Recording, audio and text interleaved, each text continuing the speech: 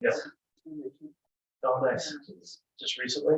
Yeah. That's such a beautiful area as well. Ridgeway and E-Ray, did you go? Yep, Okay. we did. Over. Yep, exactly. Yeah, so we're biking to the hot springs. Yep. Oh, lovely. Yeah, I love it. It's good to get away. It's very different, right? Yep. Than our Wasatch, but I love Are you that. in your van? I see during the summertime, I see you in your van. Yeah. That's awesome. Yeah, yep, we're switching to our white one now. We Yeah. sold the blue one to some Was that other yours locals. down, parked just down, was it parked in front of Hellgate for a little while? That is Jesse and Tara's van. That's Okay. last night. Okay, So yeah, you'll see it down that way. Gotcha. awesome. Yeah, Did you build your van out or did you have some? my husband did, yes, and he had assistance with some of the electrical and putting in the fan, cutting in the van is a little bit back. Yep. So, Yeah, you're right. yeah, and then we can transition that out and drive shuttle. Or whatever kind of so he does that, Awesome. and then just pulled all that out. That was the last time in the van. You get pretty attached to them. They're great. I think about it. Well, I had vans in college and would love to do another one. And I just gotta put my wife in the right space. I know. Tell it. I mean, Red One from Warner. They have the Well, they've got those storytellers. really nice ones. Yeah, they do, and then you can see if it works. See what's like. Yeah, I love it. I think, your wife might be an amazing driver. My spatial skills are fantastic. So Yeah. for me to have like a 19-foot is perfect. Hi, I have a question for you. The YouTube link is not showing up where it used to show up. I used to click right at the top Okay, yeah. by the record. If I clicked on the caret drop down, I would get it. Sure. Hide out of it.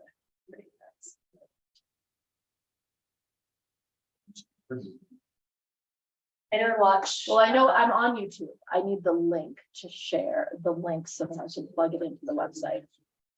I need the URL. No, I clicked out of it. I don't usually, is that, you just grab that page? That URL?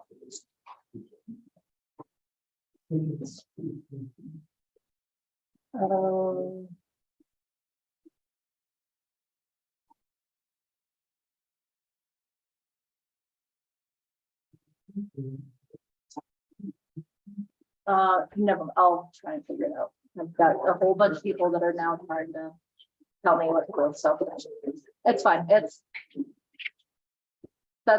fine, thanks, I'll figure it out. Don't think it's as easy as just copying and pasting that, but maybe it is. Send it to me, send Yeah, it to you me, No, and I will. no, we'll, yeah. We'll try it. It used to have a drop down where it would give it to me. You mean the Zoom had a drop down? Within the Zoom, Yeah, up in that window when I would click and it would share there, but they changed that all the time. Yeah. you can't see the screen as well.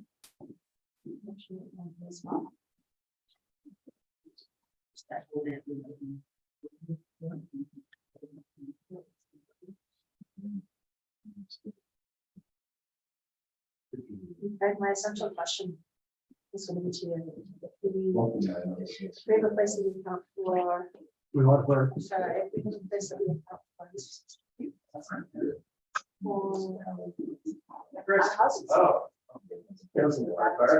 See you. Are you? I see you. Hey, Chris. So that's just. Good to see you. No. Yes. So. Yeah, it's, yeah, it's like. Kind of. I think if you forecast. Two things fall. It shows up and you have to see the hurry on there, Which is either a housing thing or a purchase land for conservation purposes. Oh, sure. They're both arrows and Joel. Right, well, that's. So. Which is, doesn't do as much good. Being down there, but so we can't. You have to hold that. Or does it show up? Yes. That's I don't know. It's a very.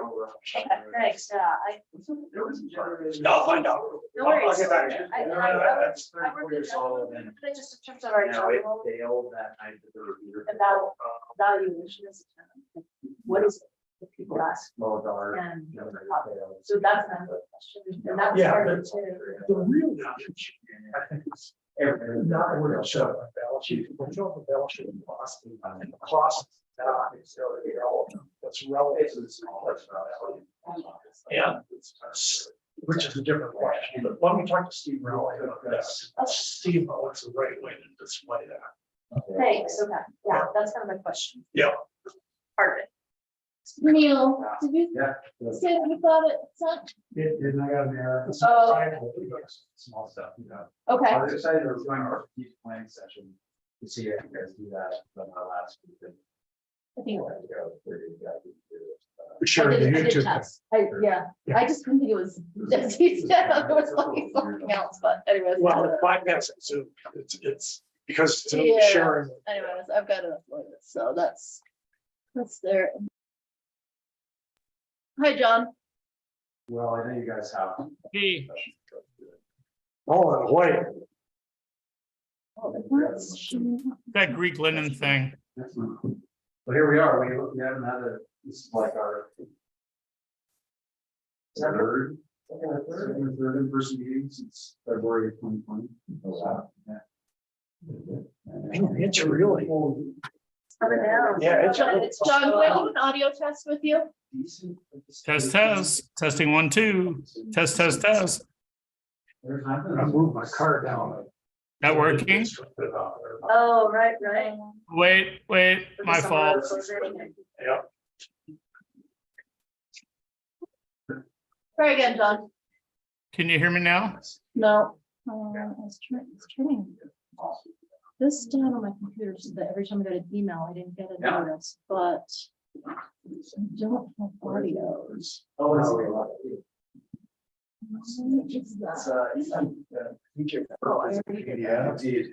Could it be the conversation in the background? Okay, there we go. Yeah, Now I can we hear hear you, you. John. Sorry, I just had to change my setting. There we go. Okay, great. Thank you for continuing to talk. Just how are like I you? got Good, sure. Hi, I'm good. Nice to see you. Nice to see you. Yeah, how's your trip? That's good. Good. I think I got to catch up with you. Okay. Oh, yeah. Does it feel Look at the calendar, I'm like. Yeah. God, So this is the PDF, so to you'll go, just have you to. know? right? Feels like a lot of time. I like your games are short. What's that? I like your games are short. We have to do the candidate for, Oh, I like it. today. Yes. You didn't have a suit, but you did have a wheelchair. You don't want to, No. you want to be like the lowest risk thing. Yeah. Yeah, it was an awesome trip. Okay, yeah, I'd love to hear more about it. Yeah. We stayed there for. Surprise. Yeah. You walk out. Yes. Just walking, it's a lot. Amazing. Yeah. So cool to see them there, like, with us, the Valkyrie and, yeah. No. Got to be in the.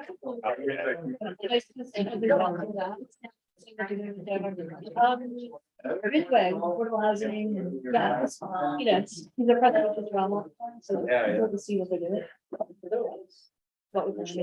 That's like, I love Ridgeway, the most scenic so beautiful. towns. See, we have 2 meetings here, the fire department meeting back there and the town council up here, so that's what's going on. Come Well on, guys. Well represented. Yeah. Oh, yeah. All right. Okay. How did it? Thank you. So we have, did they put the frame in? I didn't know. No. Jeff Foster. Nice to meet you. Nice to meet you. See your. I spoke. Yes, Captain. Yeah. Your. So Captain, he said they would have it up here for about 5 months. It looks like. They seem to have resources on call or available, which is great, but it also makes it like, to some extent, it makes it flexible. But, I mean, You did go they on those got, walks, but I bet you. they got the Alta Yeah. yesterday, generators downstairs, the new one. Concerned about fitting, it's gonna fit, but it's bigger than the old, so. And they're ready to play it, all the electrical system, they're ready to play it. Have conditions that support. I moved prepared. Excellent. I've noticed that, and I figure like. I was. Yeah, John. That's okay. Straight. Oh, yeah, I think I remember. That's why. It's not that I'm paranoid, it's just. It's probably not necessary, because there is a long, clear period. Sort of. Yeah. But it's also cold enough that if we have enough snow. October's the winter hour. Yeah. Here, you know, so. You never know.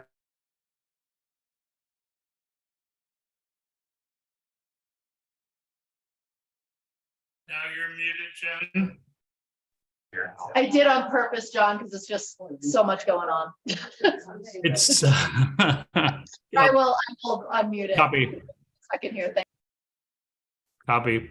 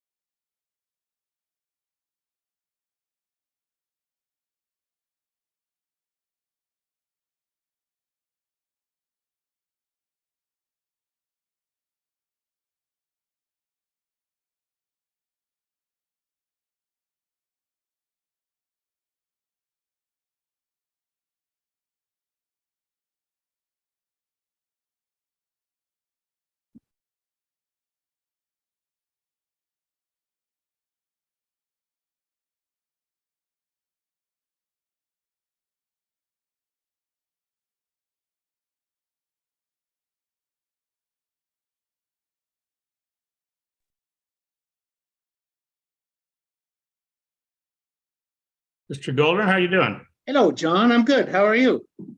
Good. Oh, I Good. like your new glasses. Thanks. Yeah, I'm going all the way. I've been visiting a lot of churches. You know, it's that whole I thought. thought it was black. I get confused. I mean, We are live on YouTube, you guys, just pointing that out. Just in case you. That's all right. I got nothing to hide. I know. I'm just, I like to point it out for everyone. I mean, thank you. You're very welcome. Nice to see you, John Goldner. So did you have to shovel? Not yet. I had to wipe the snow off my windshield wipers when I got in the car. Some gravel.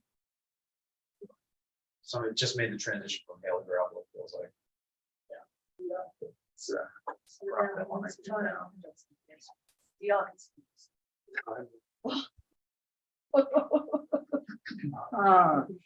Oh, good. No one had to sign on it.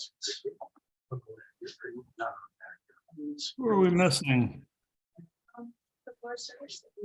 I tried to, I think it's huge for me. So, yes, find it. Carolyn Sheridan.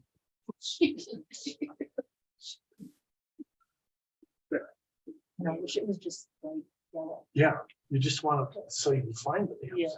Yeah. And it's just, these are next. It's amazing how much pressure this is when you're trying to, Every particularly, word I feel. particularly if you have to fill up and yourself. I hope right? they've got it all. Yeah.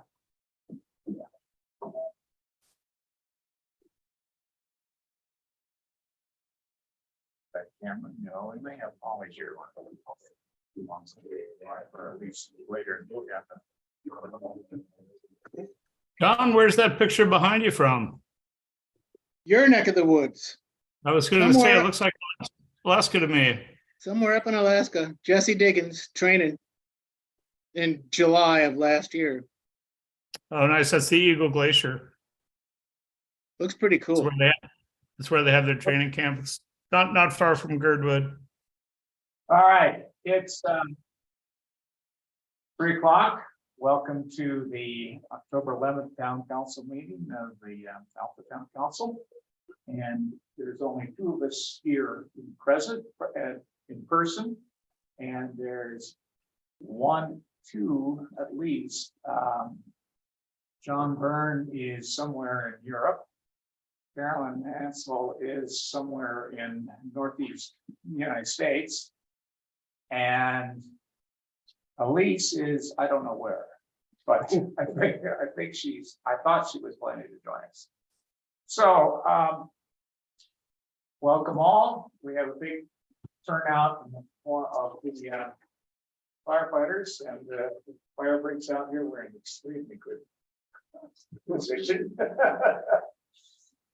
Fire breaks out somewhere else, there may be but okay, and our first order of business is citizen input for 10 minutes. And what I would like to do is for those citizens who may have a comment on one of the resolutions, I'd like to carry over that input or defer that input until we're about to discuss one of those resolutions. So if there are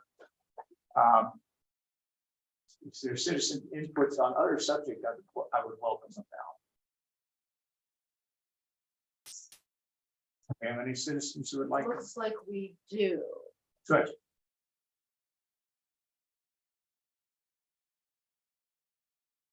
We're gonna go with online first and then we'll do present.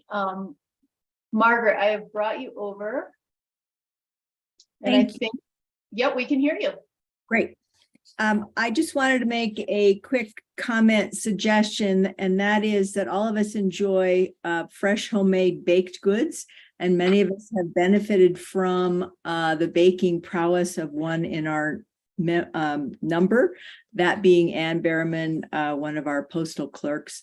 I would recommend and suggest that the town council consider paying her to do baking for the council and or planning commission as a way to encourage more people to attend meetings in person. And this is something that I think she would enjoy doing, and it would benefit her both economically and all of us except for our girth. Thank you. Well, that makes my mouth water. I wonder if we could get better turnout if we had that. Margaret, may I just double check that you are, I think you might have a comment later, and I just want to make sure that you are staying on for the duration of the meeting. Yes, yes. Okay, great, thank you. Okay, other comments not related to the resolutions available or? Shoot.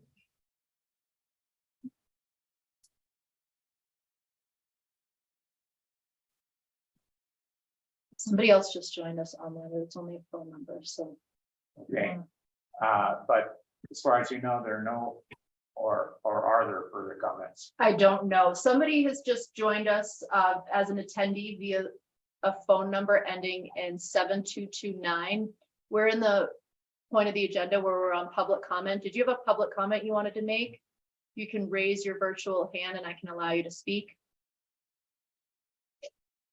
I think that's Doug's number. Jed, I think that's my accountant's number. Okay, So he's probably just watching. okay, sounds great.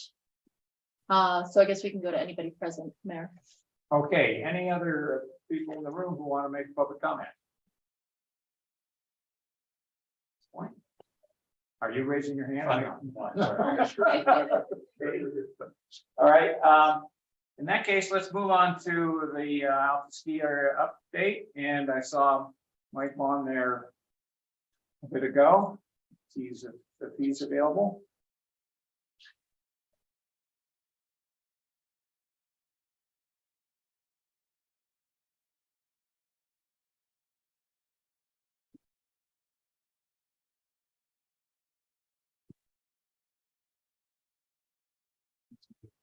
Hear me? We can.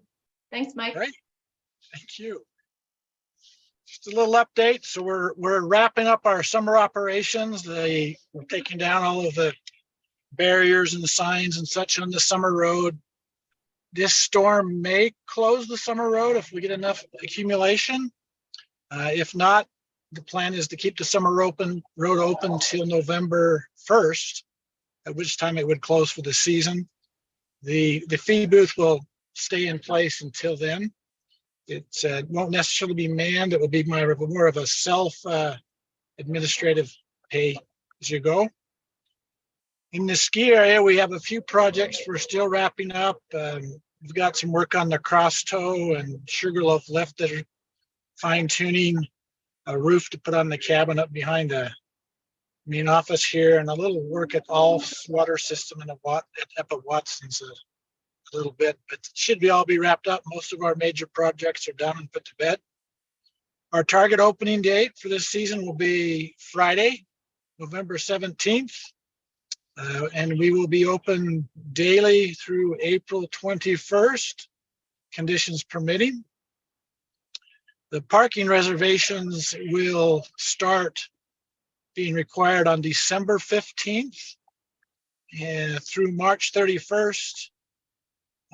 The daily parking in the parking lots will be as similar to last year: Friday, Saturday, Sunday, Christmas holidays, MLK, President's Day, and the last day of the season.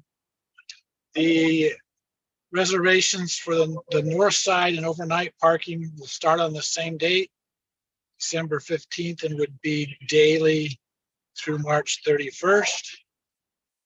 No change to the costs. Those are paying be the same for the day parking. And I believe the seasonal rate will be the same. I need to confirm that with the town. Yes, it's there. Other than that, we're looking forward to the season, and employees will start showing up and going through training and all of those type of things. Any questions? Questions? Fine. Yeah, go ahead, Sharon. Thank you for that report.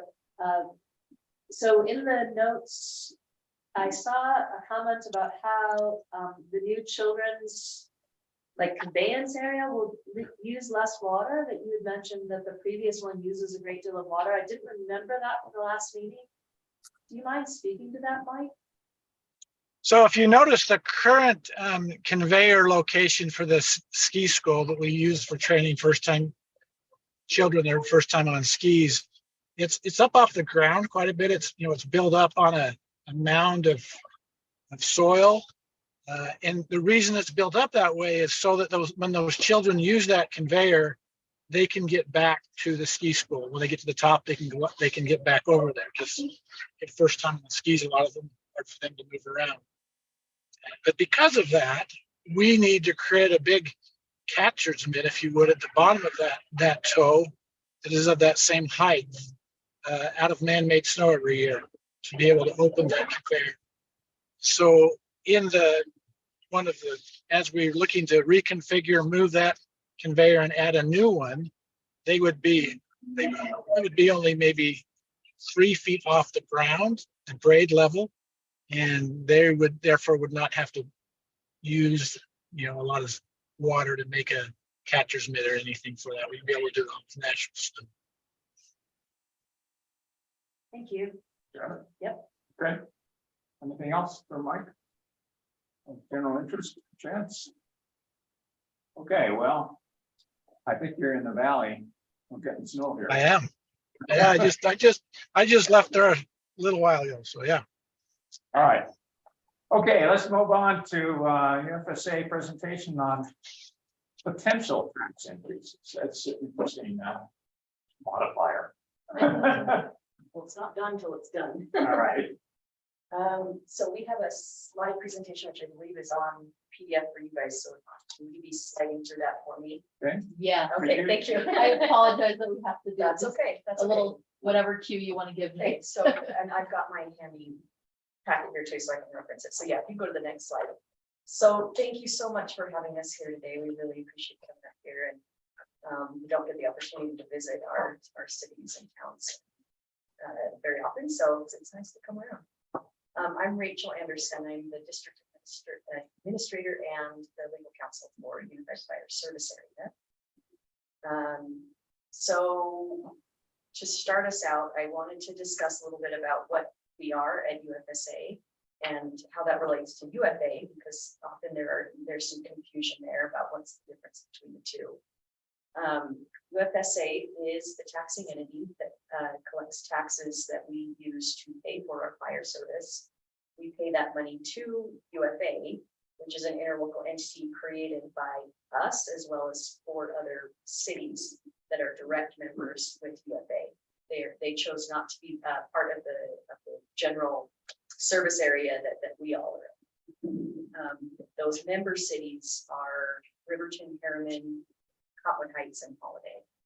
But you are included with this group that's listed here on the slides of 12 jurisdictions that are included in this special district service area that primarily our function is to collect taxes, like I just said, to pay to UFA to provide fire service. So we've got all of the metro townships, Eagle Mountain City, which is in Utah County. That's our Utah County location.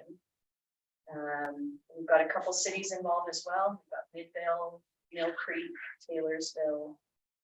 Obviously, we've got you guys here at the town of Alta. We also have town of Brighton and Big Cottonwood Canyon.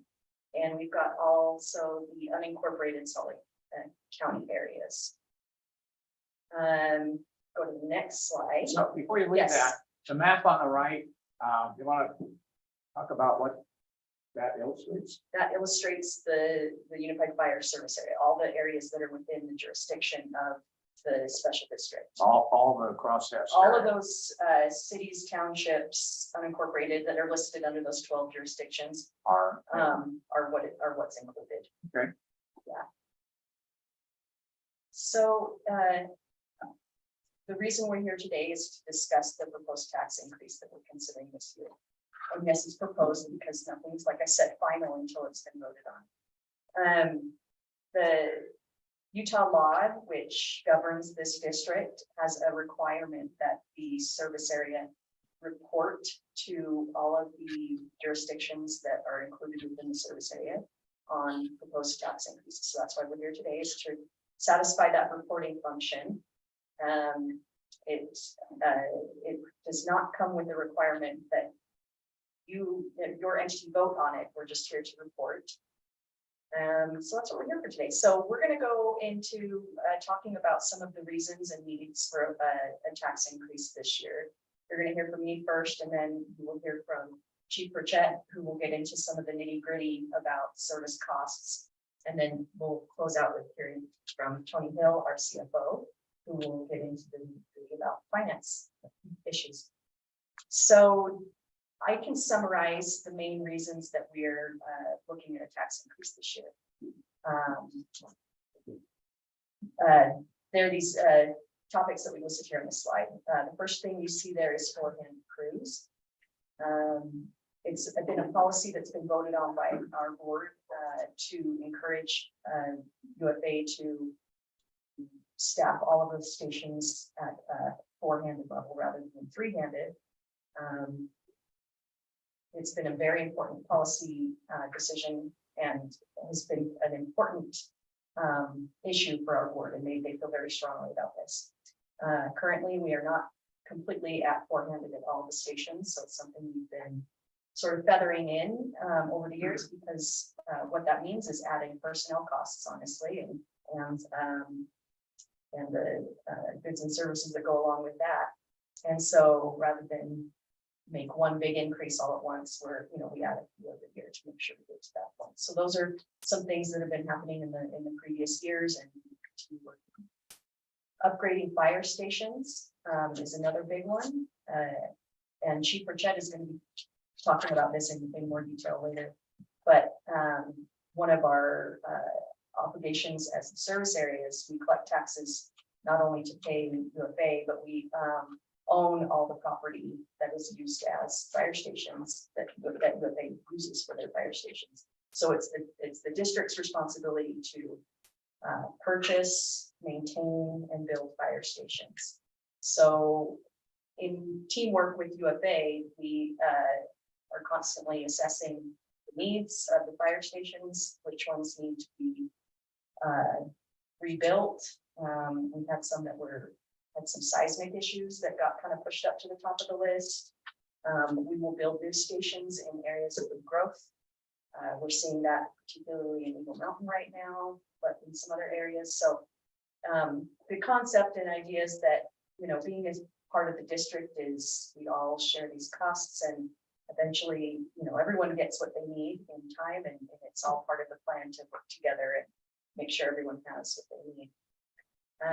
Cost of service is another reason for increased property tax needs.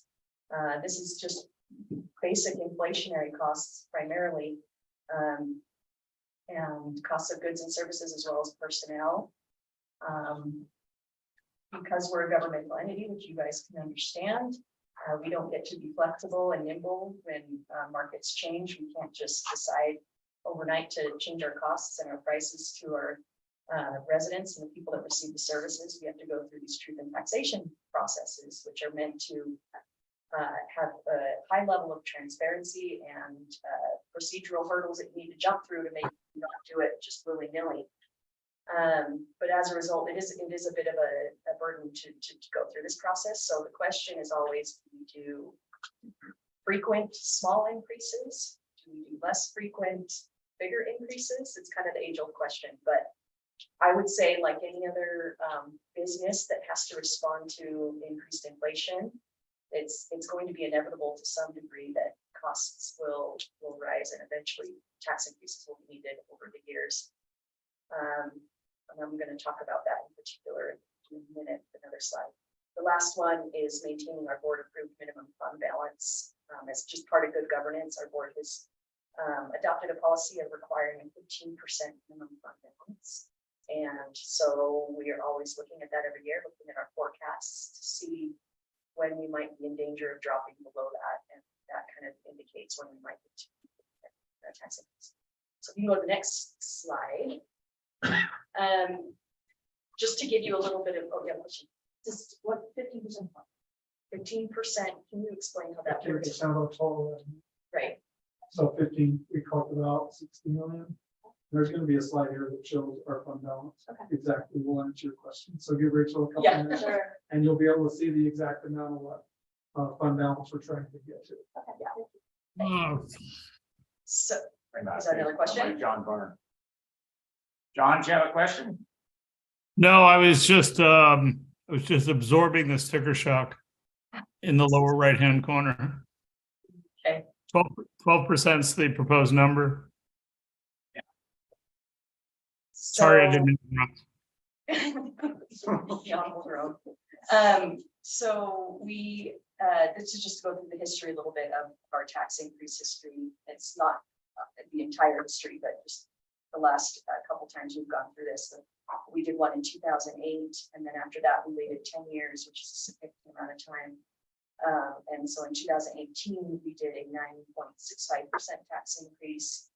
And that was about the time too that we had some of those discussions about, you know, what's the good policy of how frequent to come back. And the thought at that time was every 5 years seems to be sort of recommended amount of time to go between requests. And so that's what we were aiming for. 5 years was last year, and we had such a good year with growth that it just didn't feel like it was needed last year, and we were able to get by on another year. Because we know how everyone feels about tax increases, we felt really good about being able to delay for our residents. But here we are this year, and as expected, it is time for us to consider another one. So we are proposing a 12% tax increase this year. The board originally considered an even larger tax increase to get us up, our fund balance up to where we're in a little bit more comfortable level. But there was some compromise there. There was concerns about going too high, as you know, sentiments were just expressed. It's, you know, we don't want to have too much sticker shock. So the board opted to bump it down to 12%. And with the consideration that we may come back next year for another one. But hopefully if things go really well, that won't be needed. But that was kind of the idea, was let's break it apart into a couple increases and see if we can get by that way. Next slide. So this is the next two slides or show that fund balance issue a little bit, Chris, we were talking about. This is our projected fund balance if we do not do an increase. You can see the blue line going deeply below the minimum reserve amount in 2024 if we don't pursue this fund balance. So the next slide shows you where we are at. That's the next slide. If we do pursue the increase, it gets us up a lot closer to where we need to be. Again, with the consideration that we might need to come back again sooner rather than later, but we'll see.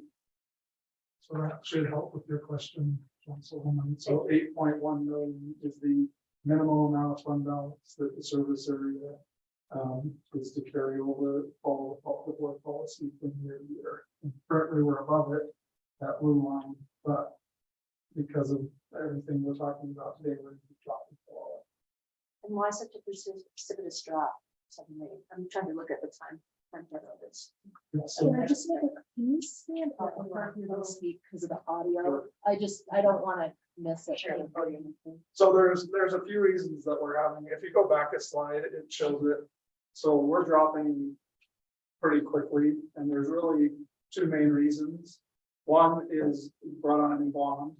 We're going to talk about that in a minute, to build new fire stations, and so that's a new expense that's hitting. And the second thing is the four-handed firefighters, fourth-handed at 3 stations, including the one up here. And so that was an additional cost that, you know, was new. And so, you know, currently right now that's coming out of fund balance. So that's why it's dropping. And that's why we're here to bump the revenue up to where we need it to be to pay for these new expenses that have been approved by the board. So. Why does the board feel that they need 8 on a regular basis?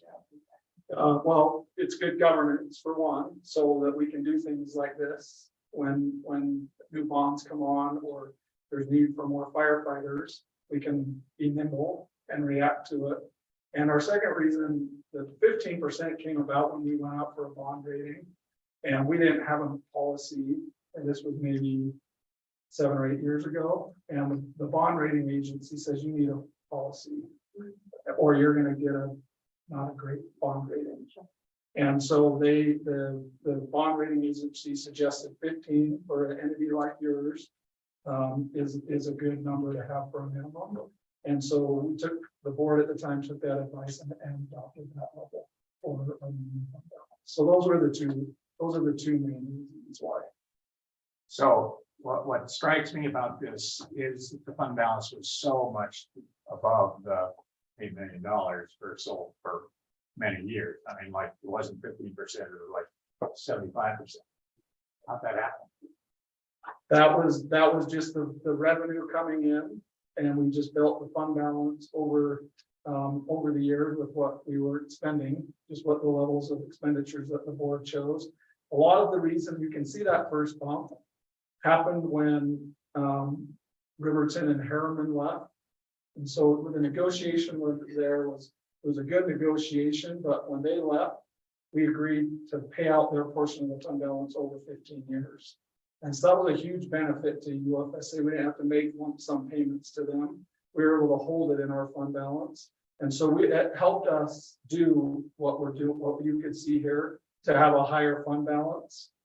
Because all of a sudden we lost 20% of the organization, but we're able to hold on to the fund balance. And so that's why we were riding a little bit above. And it allowed for the expenditures over that 6-year period. We didn't need to do a tax increase over that period, allowed the expenditures to catch up. But we're just now to the point where those are crossing over. Does that make sense? Does that help?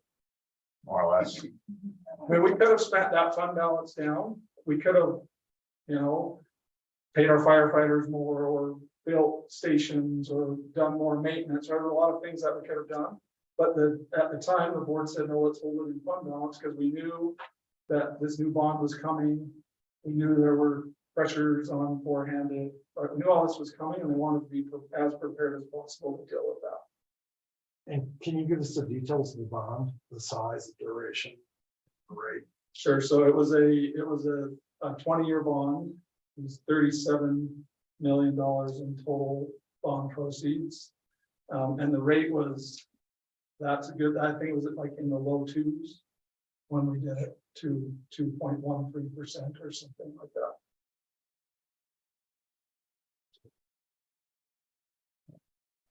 I'll be back up in a minute. If you have questions, One more. keep thinking, I'll be back. Yeah, I only have one more. It's sort of an non-substantive slide. If you go to the next one, and then I'm going to hand it over to the chief. This is a little bit repetitive of what I've already said in its introduction to what he's going to go into. But again, those increased cost factors, we've got inflation, wages, capital replacement, and building construction costs. So I'm going to turn it over to Chief Richette. He's going to go into the details and some specifics about how we've been seeing and witnessing the costs increase. And then Tony will be back up, and I'm sure he's the one who's got all the knowledge that you're curious about. So any more questions for me before I get? And I'm gonna do this when I need it. Yeah, no, Mayor and Council and staff. Oh.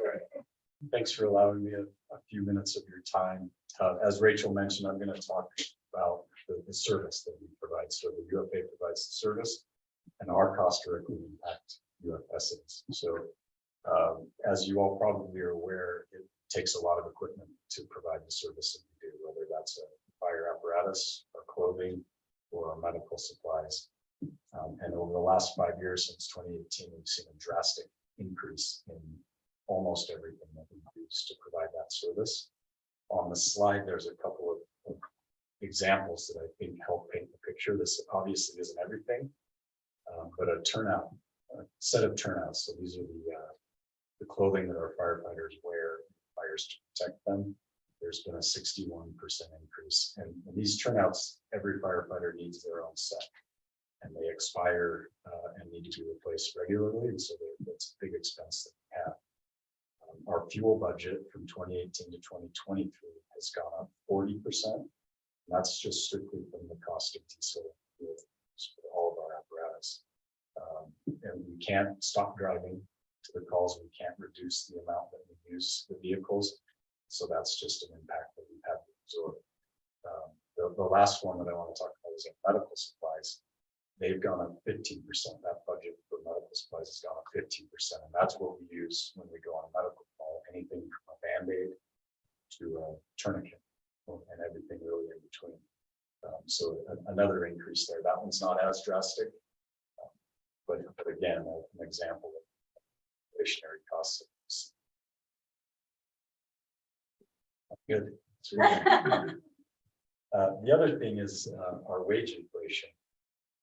On the chart in front of you, we've got CPI history from the last 5 years, and all total that's 27, just over 27%.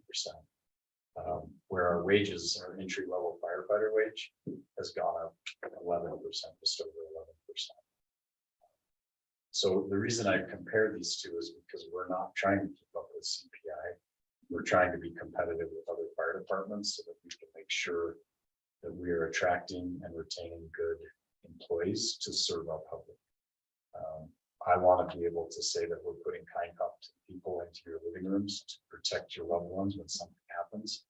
And in order to do that, I need to have a competitive entry level wage.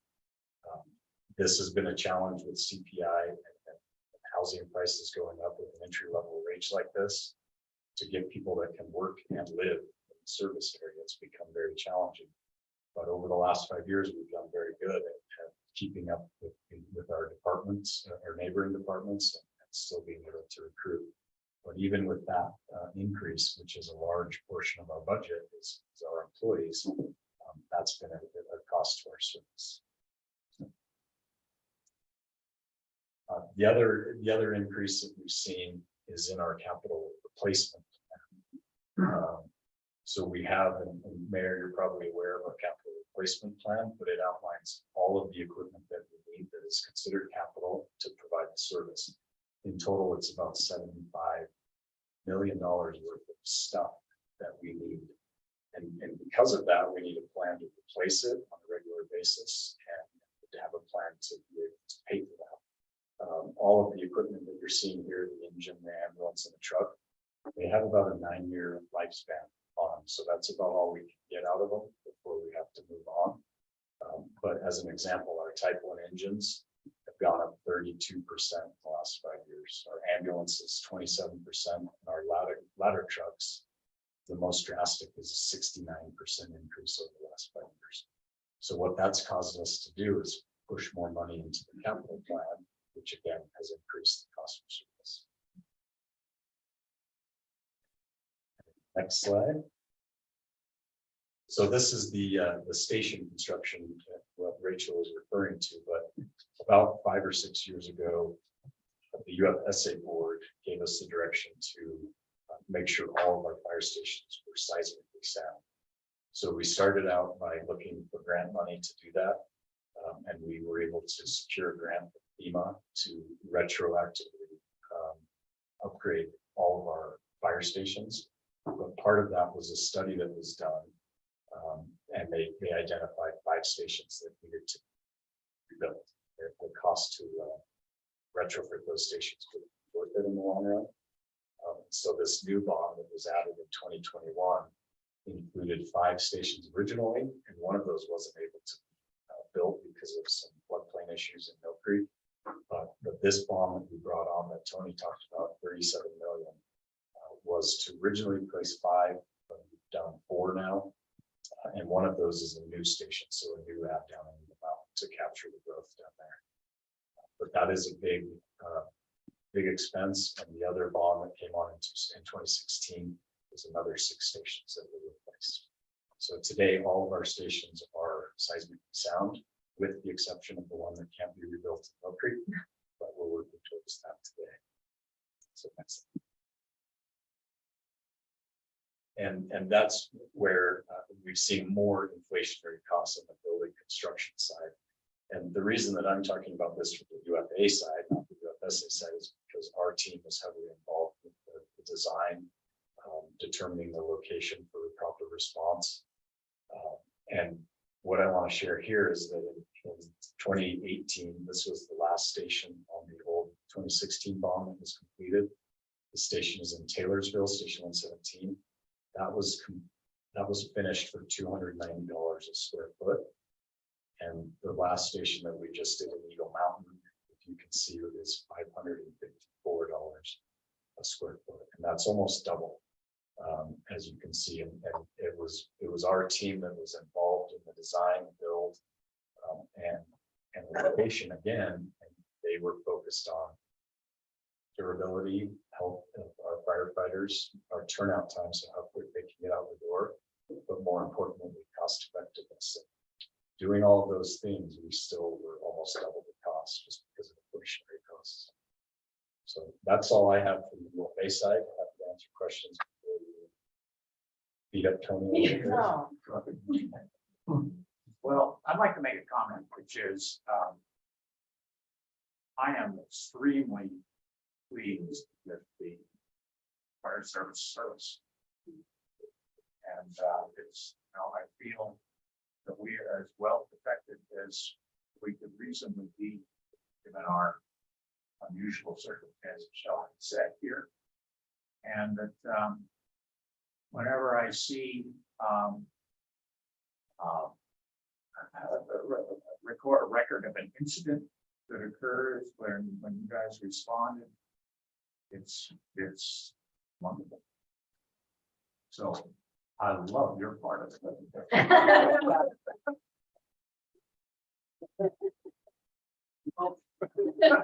He can't provide his part without our part. So, Tony, I don't know if it's for you or for you, but just, I got a little confused on, if I heard things right, the CapEx plan is basically 75, but your bond issuance was for less than half of that.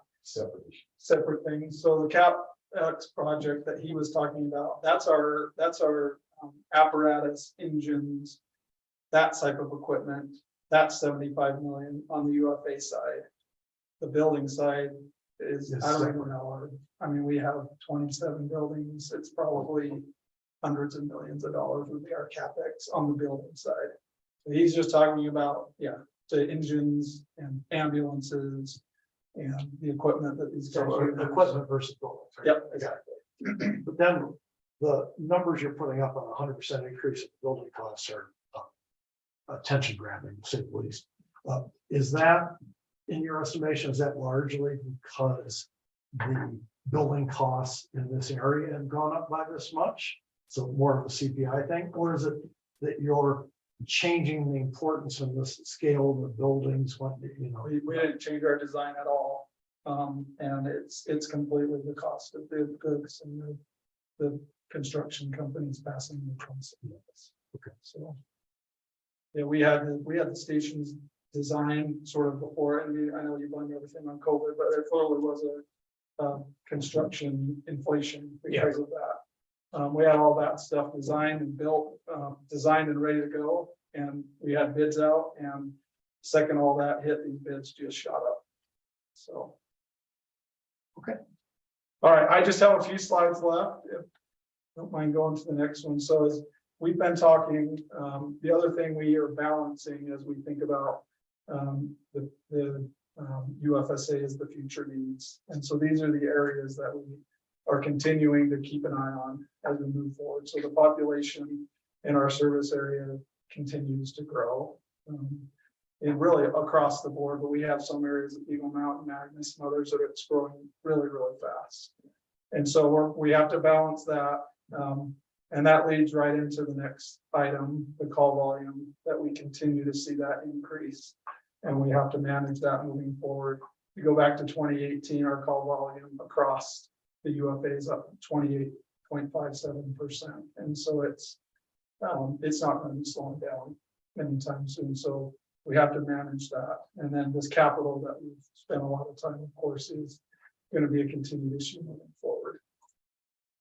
So one of the most important questions when you start talking about a tax increase is, what does this mean to our residents? And so this slide here provides a general overview of what this tax increase means. So the average residential property in the service area in 2023 is $562,000. Of course, this is across all the service area. And so that resident at that level in 2023 paid $413 in property tax to the service area for fire. If we move forward with a 12% increase, you can see what that impact is. For 2024, the average resident would pay $463. So we're a little under $50 for the average taxpayer for their increase for the year, about $4 for the month. You have the data for Alta as opposed to. So I do have that. So if the number I have is correct, it was given to me by Chief Torgerson that the average is 1.894 million. So if I use that number, the average resident currently is paying $1,394 in 2023. And with the 12% increase, it would be 1,562. So the annual new amount for an Alta average residence, $167, or a little under $14 a month. And that's what we pay annually, so it was only $167 per year for the average. Right. That's the increase. That's the increase, yeah. So for commercial, the average increase would be $304 for the year, about $25.41 for the month. So why are the Alta numbers so much higher than the average numbers? Well, because your property values are way higher up here. So you got to think about our residents include Taylorsville, Hitville, Agna. And so think about what their average value is versus a piece of property up here. It occurs to me that, one of the factors here was the population increase. And with population increase comes increased tax revenue. But if that increased tax revenue is less than your expense increases, apparently. Absolutely right. You're 100% right. So for us to add the fourth firefighter in multiple stations, and for us to do the COLAs that we needed to do over the past 3 or 4 years, our new growth is nowhere near enough to cover that. And that's one of the either positives or negatives. You can decide on truth and tax. On property taxes, we don't get the inflation. And so we're forced, as a property tax is basically, it is our only revenue source for the service area. 90% is to do this process every 4 or 5 years, as Rachel talked about. We don't get any inflation. And so, yeah, we get new growth, and that's great, and that's helpful, but it's, we can't do the COLAs that we need to pay our firefighters and keep our firefighters. How about other questions? We got 2 remote. How about I have go ahead, John. I have a quick comment about the numbers. Most of the increases are in categories that are really largely beyond your control. Things like the fire truck increase and such. One thing I am impressed with, though, is your labor management. To be able to have had growth in your labor force and seeing relatively small increases. What was it, 12% the year after the pandemic and only 5% last year? I'd say great job, attaboy. Yeah, that's you're doing better than we are in that regard. Thank you, Chief Chet. That gets the credit for that. So. Did you have a commercial figure for the average? The totals, yeah. So the current commercial in 2023, $2,536, and the new amount would be $2,841.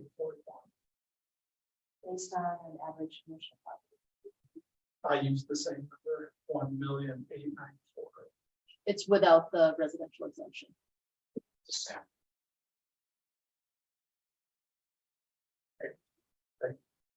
Next slide.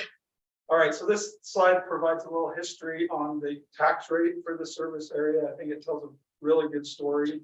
The top line there is the statutory maximum that the service area can levy as a tax rate to its residents and businesses. And you can see in there, the years are down there, 2012-ish, we were as an agency right about at the max, 2013. And over the years, been able to whittle that rate down. And you can see now where we're at in 2023, at 1,339 is the current year tax rate. And with this proposed increase in 2024, the estimated rate would be about 1,0015. And so you can see it's still leaving us well below the maximum statutory allowed rate for the service area. And the next slide shows a little history on just the amount of property tax that we collect. As I said, this is by far the largest revenue source for the service area. And you can see where we've been and where we're at. 2023, about 43.8 million. And in 2024, with the proposed increase, a little over 40. And then I think the last slide is just providing the date of the public hearing where this increase will be discussed and approved. So you can see there, December 5th, it's a Tuesday at 6 o'clock, just downtown at the UFA admin building. And so as you get questions, because you probably will from residents, this would be a great place to send them if they have comments, questions, concerns, or they want to speak for the tax increase. They can come to this public hearing and have their voice heard. We've sent out the parcel notices to all county residents already. So your residents should have already received that. And we have started to receive phone calls in our office about the increase, and we are answering those and taking care of the concerns of the public. I think that's it. The last slide just says questions. So any final questions for me or the chief? Or Do you have any expectation that this would not be approved? That's a great question for you. You have one of 13 votes, so I have 0 votes. So it's really up to you and the other board members. It feels like it's probably going to go through. There was pretty widespread approval from the board, including I think yourself at the time. Can't remember if you were at that meeting, but Your meetings are at 7:30 in the morning. they are. Well, this one's at 8:30. You got an extra hour. But I would assume. But again, it's not my call. It's going to be up to the board of directors for the service area. John, you're on the screen. You may be wanting to weigh in here. No, I'm just listening. I think that they're facing, enormous increases in the cost of the equipment and the capital side. I think they're doing a good job managing the labor side, and I don't know how you could say no to this. Yeah. I was Carolyn, how actually- about you?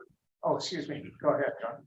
I was actually hoping there might be a chance to ask about the traffic thing that we were talking about yesterday. I know I don't know whether Jay's there or not. I can't see her or not. Should I save that question? No, I should drop it on them while we have the full contingent here. Yeah, so Jay, we've been receiving some public feedback expressing concern about the parking situation at Snowbird along the bypass road and the main road, and whether in fact you guys are in a position to respond during these big Oktoberfest events. I know the Red Snake last night ran well past 8 o'clock. The road is just a mess starting at 2 or 3 o'clock. Have you had a couple trial runs when it's really packed like that? We're struggling to get UDOT's attention on this, and your support expressing concern for the parking situation during Oktoberfest would be hugely helpful. Yeah, I certainly appreciate that. And I think our crews that have to respond in there, they may be able to provide some recommendations and maybe some experiences to UDOT if that has been an issue for them. I do know that there were times during the winter when we do have the red snake that it is difficult to manage getting around and getting through areas that are backed up with traffic to get to places where we need to go. But working with the marshal's office and with UPD lower in the canyon, I have not experienced anything where we haven't been able to get to somebody in a reasonable amount of time. It certainly can be delayed with both weather conditions and the parking issues. But people, for the most part, move out of the way when we're coming with our lights on. But I think that we can definitely partner and make recommendations. We do have the ability to enforce through our fire codes, parking restrictions, access restrictions, all of those sorts of things that are put in place when buildings are are put together, as well as when there are events where we bring in a lot of extra people. So those all have fire codes related to them, and access has to be addressed with those. So anytime there's a special event like Oktoberfest, it's permitted, and our fire marshals have the ability to come up, inspect things. And so if there's ever an issue, we can bring them out and have them on site quickly to follow up on any of those sorts of access issues. Well, we'd sure appreciate you taking a look at it. This Saturday is going to be the last big Oktoberfest day. And honestly, it appears to the naked eye, like actually just getting the truck out of the station. Actually at the station, that curve in the bypass road is one of the most congested places. And it sure appears like there's not enough clearance to drive the truck. So it would be great if you guys could take a closer look at that. Okay, I'll reach out to the crew that's going to be on shift this Saturday, Sunday, and make Thank sure that you. they have that message. And then I'll also reach out to our fire marshal. And we do have a marshal that's assigned to the canyon areas that we can reach out to and let them know that there could potentially be issues, and ask if they can be available to come out and address those issues. Thank you, Jay. That's just what we're looking for. We appreciate Okay. that support. Okay, I was just asking the crew that probably has more experience than I do recently up here as far as response. Have you had any issues responding during Oktoberfest? We have not, but it's been just by sheer luck and the timing. When Snake's there, we haven't had the calls when we needed to get access. Fairly open for us, but yeah, that bypass road, it gets backed up. And there would be a delay. Okay. We have had delays during the ski season when we get down to the clinics. I need Yeah. names. Sorry, I don't know you guys. I'm sorry. Just for the record, when you're talking. Yeah, I don't know if you captured any of that. Jeff Osterhout. Okay, thanks. Good luck with the spelling. Yeah. I can tie in with you afterwards. Okay. Make sure you have that stuff. Great, thank you so much. Yeah, we get you the whole crew. I just, for speakers, I just need to. No, Thank you. we really appreciate the question, John, and if we can, I know that we've had some issues with crowds when I was at the station. It's been 7 years now since I've been there, but we have been able to partner with Snowbird and work with them, and they've been good to work with. When we bring an issue up, they seem to resolve it, and so we'll make sure that we're paying attention to that this weekend. It is the last weekend, but if there are any issues, we'll jump on it.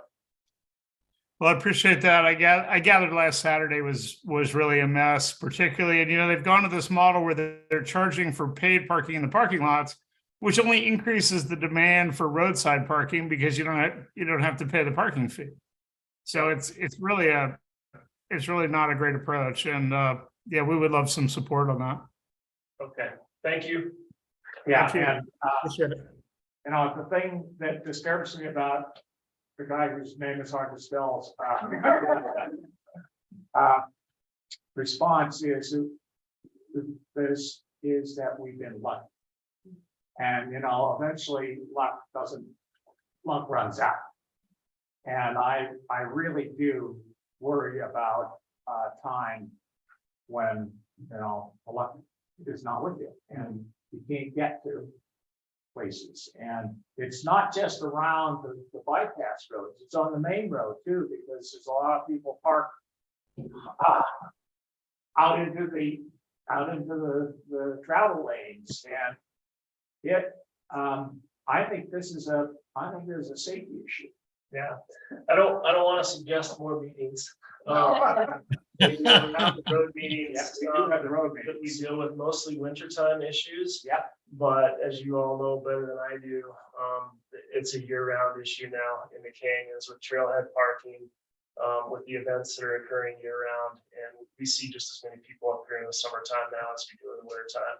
So maybe having that road meeting continue throughout the year, we can address some of these summertime issues that sometimes get left. Yeah, I agree with you, but Sorry, Mike. it's more than just a winter issue.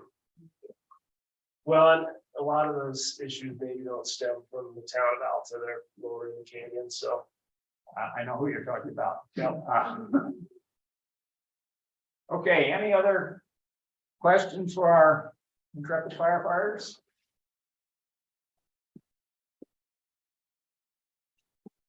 All right, with that we will move to our next agenda. Thank you so much. We have to do with-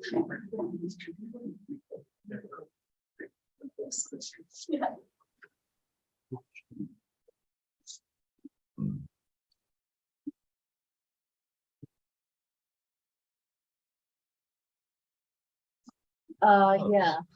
You can spell it right off to the right there. Thank you. That's a good slides. Okay. That's a good slides. Yeah, they have good slides. Thank you. Thank you. Thanks. Great turnout. Okay, let's go to the departmental reports. Rather extensive departmental reports this month, and I'd like to see if there are any comments by our town councilors or others on that.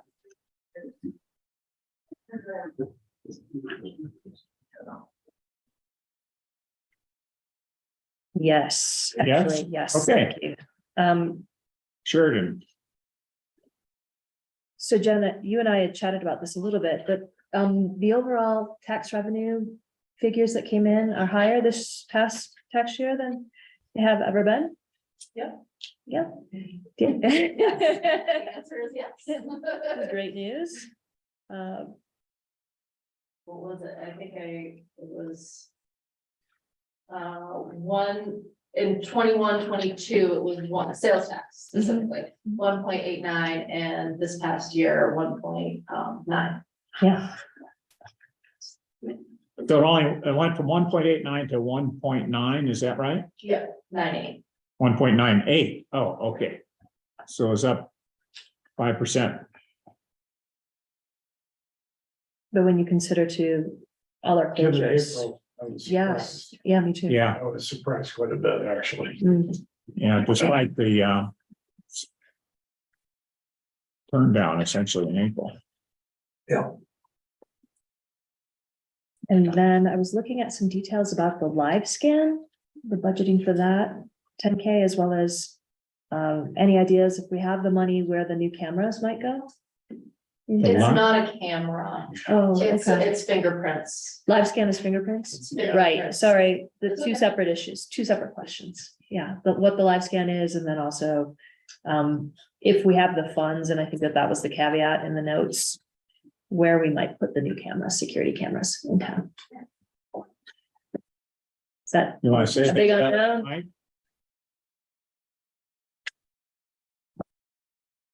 Live scan is a digital fingerprint apparatus that our justice court judge has put us on notice that we need to acquire for correct reporting to the State Bureau of Criminal Identification of our court convictions, so that we can obtain the necessary fingerprint cards and send them down to the state repository. The money's been allocated for that. Our struggle is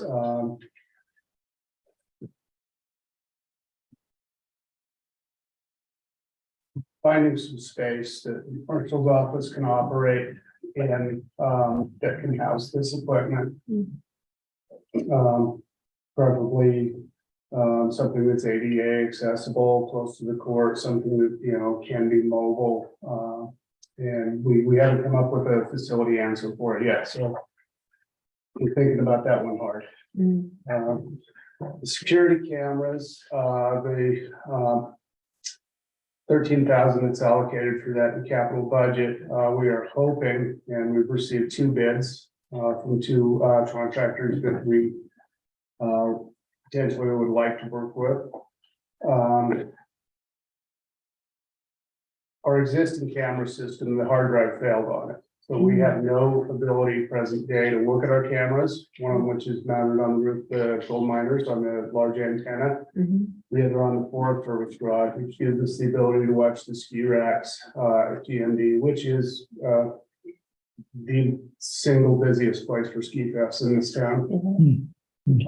As well as the parking areas, the camera on the Forest Service garage allows us to look at some of the parking areas and be able to monitor road and traffic conditions. What we're hoping to build into that would be 2 cameras for this building.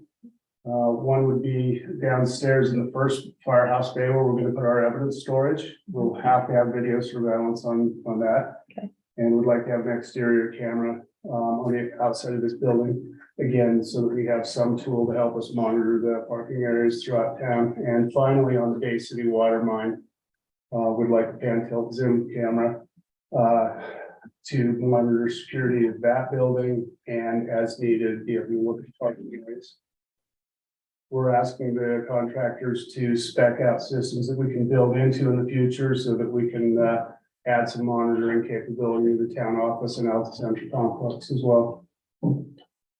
Thank you. Mike, did you look at using web storage as opposed to hard drive, physical here? We are, we're putting a heavy eye onto cloud-based storage.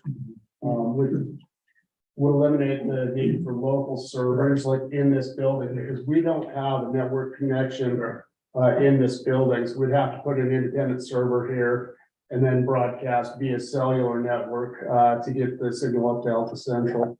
I think with cloud-based solutions, we can just use those cellular networks and, store it somewhere else is on somebody else's dime. And the cost keeps going down. So I realized most of the vendors are used to doing local storage, and the last time I went through it was about triple the cost of doing the cloud storage. So yeah, no, I think that's the way we need to go in the future. And less hard drives laying around, failing the better. yeah, I'm just cautioning that most of the vendors aren't used to doing this, so you have to really push. Yeah, I think the 2 companies that we're working with are well versed in it. Okay. The vulnerability there is that the cell phone system has to be up. Yeah, only for instantaneous. I mean, you might have to have a bit of a buffer here. Yeah, okay. But you should be able to buffer it with not much money. So, Mike, when do you expect to have the evidence storage and the surveillance cameras or security cameras in place? The caging for the evidence room is on order. That should be delivered in under 4 weeks. We'll start construction on it as soon as it gets here. The cameras will be a priority. We want to go into the ski season with working cameras. We're going to be cutting it close, but fortunately, that is the kind of work that can be done during the winter. So, yeah.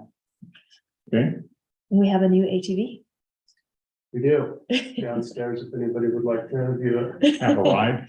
Hang on. Hang on. Okay. Yeah, it's got some giddy up. Okay, any questions from our remote participants? Don or Carolyn? Anything else on questions regarding the departmental reports? I had just a quick comment on Chris's report. Excited to see it talking about a sewer master plan. I think that's long overdue. We've taken our sewer system for granted for decades compared to the energy we've put into the water system, and that's largely just due to the nature of gravity-fed system. But I guess my comment is, honestly, I think we could grow that idea to be really a utility master plan for the town, and so as to include electric, gas, water, and sewer in the study. So, to go a little bigger on that, I think would make sense. And the same engineering company would likely be able to do all of it at once, and it's badly needed. We talk about the West Grizzly sewer line, and Craig rightly pointed out the other night, we were chatting out that, the scope really needs to include gas, it needs to include water. up there, that those systems, there is no gas and the water pipe is not very deeply enough. And so I think, you know, a more broad utility master plan study would really make a lot of sense. And then I'm hoping at some point we're going to get back to talking about your idea of a facilities master plan. Yeah. It sounds good, John. You may want to address that further, Chris, when we get to item 11 or number 10, the town council January retreat update. Sure. Okay. And there were pending things in your report that I think between the time that you sent out the report and today, hopefully have been completed. Like the Peruvian Estates water line replacement, the Grizzly water line replacement, re-veg, generator project. There could be some others. The Peruvian Estates project, yeah, I mean, when I drove out here on Friday evening last week, it looked like there was no way it would be done on the 11th, but now it looks done. It's not done. There's some more. They need to bring the surface, they need to pave what was previously paved, which you know well. They need to install a water bar above the steep road down into the Creekside homes. There were some comments about the grade that the material had been left out around the box, the new box that was buried. I went by today when I got to town and it looked like that had been resolved. So it looks pretty done, but there are two pieces of equipment sort of crouched around that manhole. And you know, the way these water system projects gets done where we're, you know, we collect the revenue for the water fund and pay the service area as a contract operator, and then the service area hires the contractors. And I don't really understand what their process is for doing that. The procurement process does not yield a super clear information pathway for project updates. Just so happens a lot of the, you know, they don't do particularly complex projects, and this is one of the biggest ones we've done on the water system in a while. So the project was delayed a bit by a few factors, particularly the contractors' availability.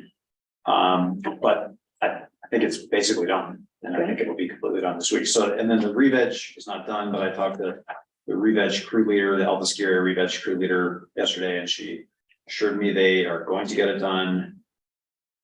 We are going to have to see what this accumulation is like and how long it lasts. So, but that's another one where, you know, I don't know really where re-veg came into the original plan for the project or who was on the hook for that.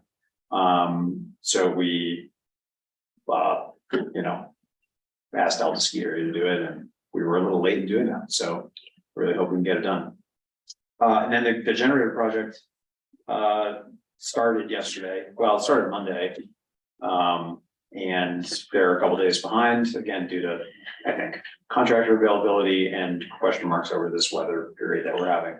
But the generator's downstairs, the new one, and they've got the old one disconnected and a hole cut in the roof. And so once they can drive a crane up the driveway, I think the new one will be in there and connected. Okay. Yeah. Okay. And then they'll replace the deck. And that will be done. Okay. Thank you. Anything else you're asking about? Those were the two biggies for me. Okay. Yeah. Thank you. John, anything further? Okay, Carolyn, anything? No, thank you.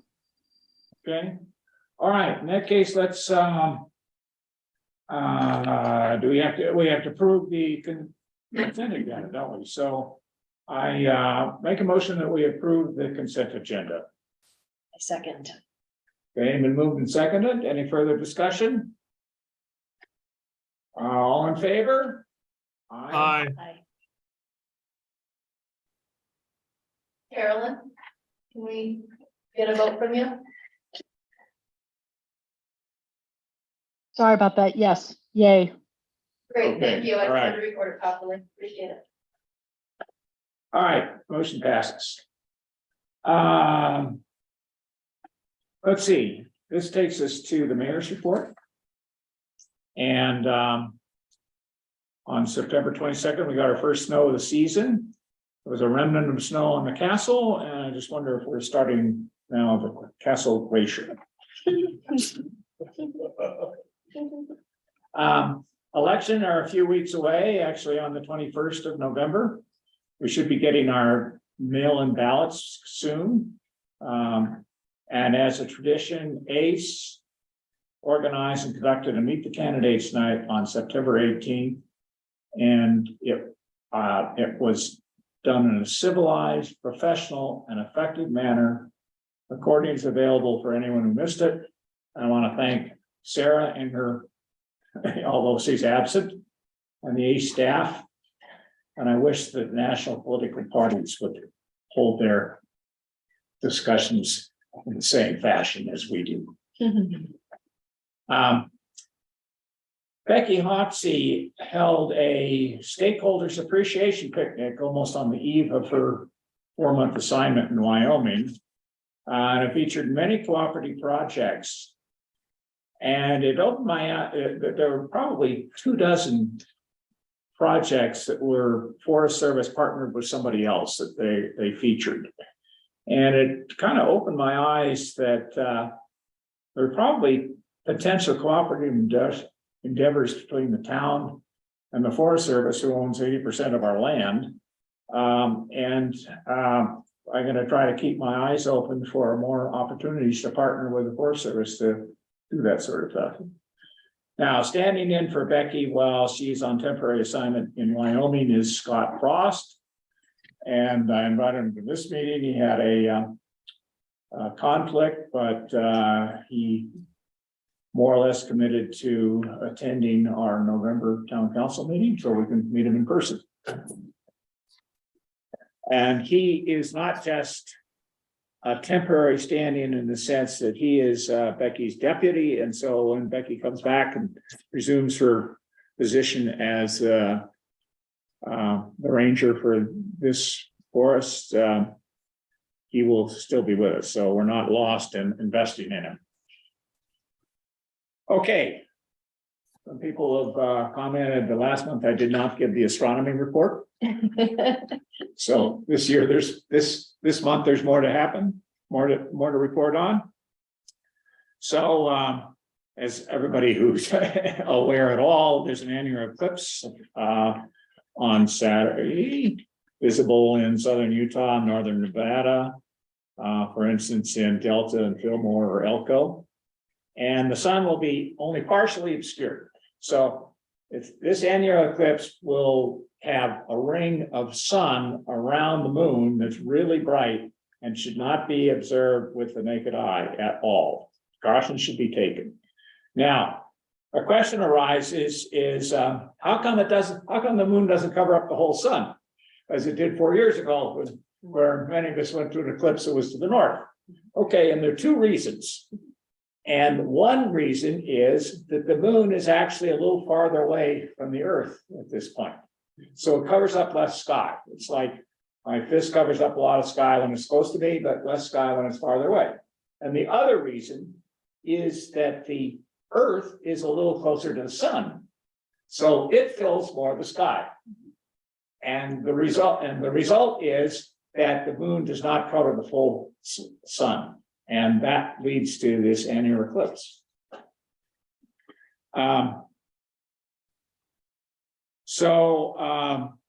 Total eclipses are much more dramatic. And the next one occurs in April and it transects the US from somewhere in Texas out to Maine. Really so there's lots of opportunities there, although it's not quite as close. Or for those who are patient, you can wait around for the one that occurs just south of here in Utah in 2044. The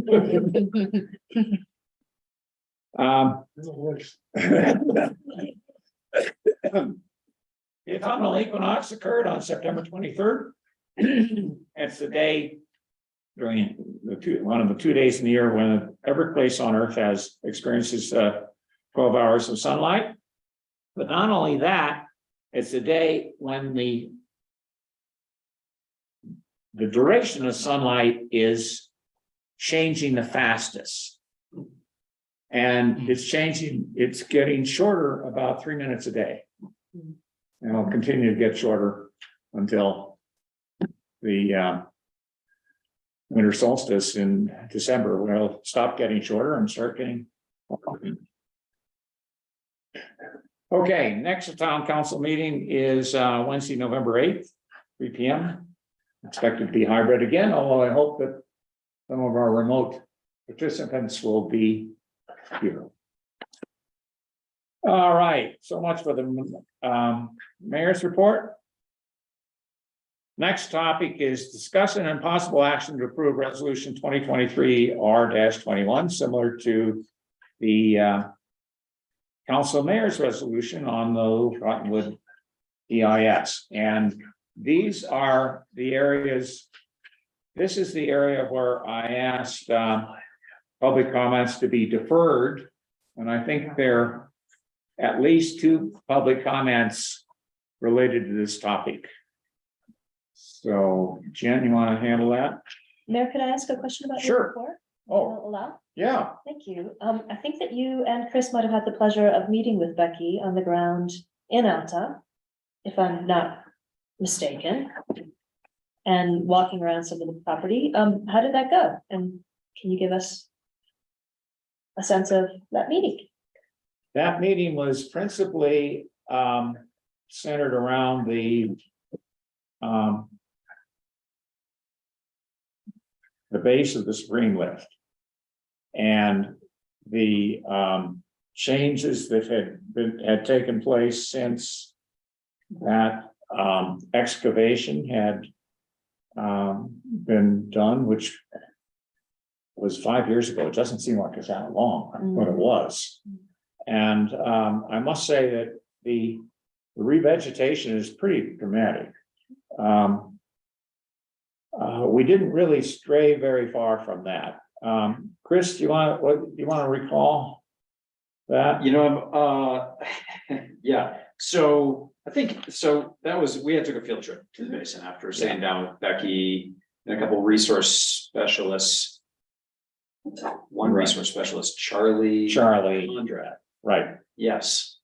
Who John Goldner probably knows what Charlie Conrad's specialty is. I can't recall, but I've known his name for a while. At any rate, Becky and Charlie came to the town office to respond to our request to talk about how the ski area reviews projects, that ski area projects for approval on the special use permit, and then monitors their implementation to ensure adherence to forest requirements or environmental requirements, best management practices. And she described, essentially the NEPA process. They have, depending on the magnitude of the project, you have to get it before the Forest Service on different timelines. And so anyways, that was not necessarily news to us. And then we took this field trip up into the basin. We didn't really plan for it, but we had the time to go up there. We didn't have time to get up to those 2 projects that you inquired about, the snowmaking line below the Bend parking lot and the regrading of the erosion gullies. But, those are both approved forest projects and they're monitoring them and don't find anything out of compliance essentially. So, and they did, they wanted to show us the bottom of Supreme there, which was a major project that, did not go through the typical master development plan process to demonstrate, what they consider to be a successful, project recovery. And it was nice to go up there and have a look at it and appreciate how well that site has recovered. So. Yeah, and it had, lots of flowers. Yeah. Great, thank you. Yes. Mayor, can I just check in with you to see if you might want to swap the next 2 agenda items, because we have some special guests that joined us, and I just want to be kind of. So maybe. Okay, the sugar plum memos. Do you want to do that before we do the? 9 and 8, that's fine with me. Okay, That's fine with me. everybody else? Yes. Because we're running behind. I've not been riding herd on We're everybody. close. You're doing a good job. Thanks. Okay, so let's go to item 9, discussion and possible action to approve a site plan and agreement for sugar plum. Phase 5, lot 1, sugar plum development. And let me say a few words of preamble here.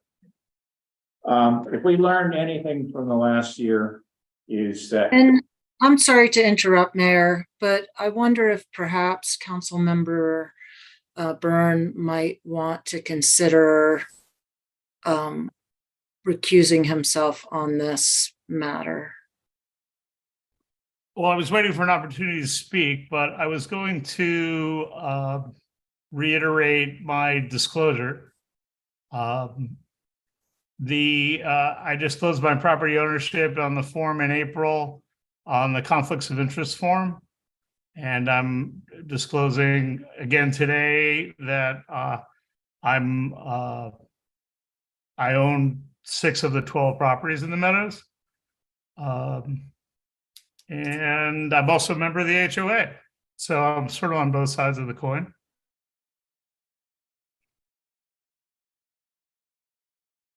Okay, and are you intending on voting on this matter? I'm not intending on voting, but I'm open to answering direct questions of a factual nature. And I'm choosing not to vote. I don't believe that's required statutorily.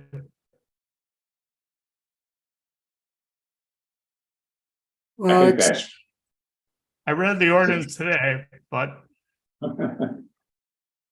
I mean, you have your lawyer there. From the town standpoint, you know, it's kind of a direct interest. So I had been told that you were intending on recusing, so I didn't have a separate conversation with you. I think it's appropriate for you to answer any direct questions, but I want to make it clear if you aren't intending on voting, then I would, you know, I think it's appropriate for you to recuse, and you can, of course, kind of almost, if you were in the actual physical room, you'd go from the dais back into the audience, as it were, and we can just kind of virtually imagine that, so that if there are questions to you as an applicant, because you are in part an applicant on this, that you're of course able to sit in and answer those questions. But I think that this crosses the line of where it's appropriate to actually be voting and participating as a council member on it. Is that you making policy on this issue? Could you steer me to the regulations that suggest that? I can pull up. I mean, I'm sorry because this is really a waste of time. Why don't we continue? I am intending to recuse myself from the vote. I've now provided the disclosure that's required by our ordinance. I think we should proceed with the matter. Yeah, I do too. I'd like to proceed with the matter. Great. Okay. And my opening statement here is that what we learned last winter is that it could snow a lot more than we ever thought it would. And that the provisions that we've made for dealing with that snow have in the past may not be applicable in the future. And one of the things that we have found is that the amount of space set aside for snow storage was last year and may well be in the future inadequate. And what this proposal is basically doing is saying we're going to reassign a space that was for overflow parking or guest parking of 2 spaces. And we're going to increase using that and other space the amount of snow storage, which I think is a very responsible thing to do. So with that, we'll proceed to whoever's going to make a pitch. We have, are you Larry Moore? I am. Hi, Larry. Oh. We have Larry Moore, and then we also have Randall Call, who is virtual. So I just wanted to introduce those two individuals, and maybe you'll introduce yourself and what your Sure. relationship is, and I'm not sure if you and Randall are gonna tag team this, or. I'll go ahead, Yeah, if that's okay. Yeah, that'd be great. I'm always virtual. My name is Larry Moore. I'm an attorney at Brakewood and Evergreen in Salt Lake, and I represent Sugar Plum Meadows Homeowners Association. And the Owners Association is joining in this application and requesting that the modification of the site plan be approved. And I've submitted a letter to the town that outlines the reasons why the Owners Association is in favor of that. We desperately need the additional 15 feet of snow storage. We currently have a 15-foot snow storage easement. This would increase that easement to 30 feet. And we would really like to get this in place before the heavy snowfall occurs. As I was driving up the canyon, I thought, oh, well, maybe I'm too late. Maybe we're too late, but we're not. And so we respectfully ask the council to approve that. I'd also say that the Owner Association has no interest at all in the private land use restrictions that are being modified as part of this proposal. In particular, the two designated overflow parking spaces. Those are not common area. They've really never been used. The CC&Rs of Sugar Plum Meadows prohibit anyone from parking outside the driveway or their garage. And 2 years ago, the association adopted rules and regulations that prohibited parking really in any area other than the driveway and the garage. So those spaces can't be used. And there's also a safety issue because of snow slide off of an adjoining roof onto the area that would be occupied by those spaces. Also importantly, we believe those are kind of private restrictions in favor of the adjoining lot owner. And we're here in a situation where the lots on both sides where these restrictions are relevant, both the benefited and the burden parcels are beneficially owned by the same party, indirectly or directly by Mr. John Byrne. I believe he could unilaterally terminate that restriction by recording a release or a termination if he chose. There's an affidavit from Dave Weisbard in here who works for Canyon Services and does the actual snow removal work about the urgency of the situation for snow storage for the upcoming winter. So with that, I would just thank you for your time. I'm available to answer any question you might have that I can answer on behalf of the association. I know that Randall Call, who's the attorney for the applicant, is prepared to make a presentation if requested. We received a very positive staff report, and so I'm not sure how much more you want to hear about it, but I would certainly be available to answer a question if I could. Okay, let me summarize what you said. The homeowners association is for this. That's correct. So each of the 12 building sites. You don't have to go further than that. Each of the 12 had a vote. 11 out of 12 voted in favor. The 12th didn't vote at all. Got it. Good. Thank you. Thank you. Okay. Mr. Call. Hi, how are you? My name is Randall Call. I'm an in-house counsel for John Byrne and various entities and companies controlled and owned by John. I need to apologize because first is I'm the one who put together the massive, exhaustive binder of material that was submitted. I apologize for that, but this matter goes back. Actually, I think the original settlement agreement that we're talking about goes back to 1996. So that's 27 years. So there is some history there, but rather than go back through any of those materials, I could share a screen with it if anyone has any questions. I'll just go to that and just kind of open it up to any questions that someone might have. Let me just say this screen here is part of an as-built survey that Mr. Byrne is having completed. This is as-built now, and it shows what the dimensions are now for the 15 or approximately 15-foot parking area, the 15-foot snow storage area, and then additional open space. That's the way it is right now. Currently, with our proposal, see if I can move this. I'm not really great at this, but I'm too old. But in any event, then the proposal would, any questions on that? Anyone has any questions on that screen? No. No. Okay. The next screen shows what we're proposing.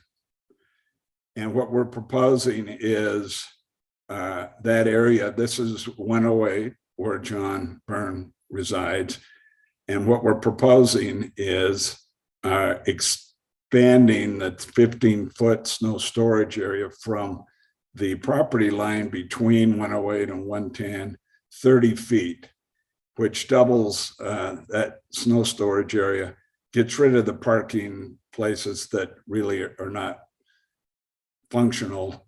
And if you look at Dave Weisbard's declaration, that's kind of where the snow storage has been used for the past, moved and stored for the past 27 years. So what we're trying to do is kind of adjust and make this such that we can record a formal easement in favor of the HOA, because currently all we have is a site plan and we need to get it formalized and think it makes sense.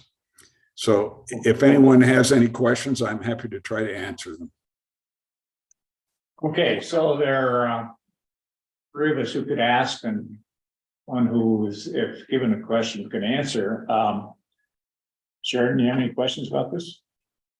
My question really is just to Polly. I'm in favor of making these changes, following the staff's recommendation and talking with John about this and knowing the area well. I'm just wondering what potential conflicts or unintended consequences might stem from this. Do you have any concerns that weren't included in the staff notes?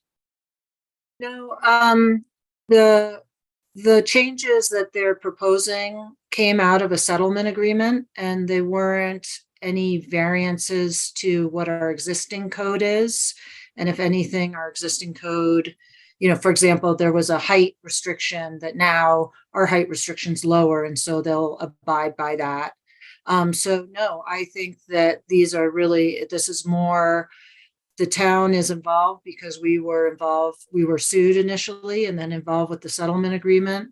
But the changes that are being made are ones that really are more internal and affect the homeowners and don't implicate any of our regulations. Thank you. Carolyn, you have any questions or comments on this? I think that they have been addressed both by you and by Mr. Byrne. Okay. And Elise told me privately that she has no concern about this. So I think with that, we should hold a vote. And I propose that we adopt and approve the site plan agreement for the Sugar Plum Meadows Phase 5. And I will second that. she seconds that. And so there are at least three of us voting. All in favor, Yay. say aye. Aye. Nay? No, yay. Oh.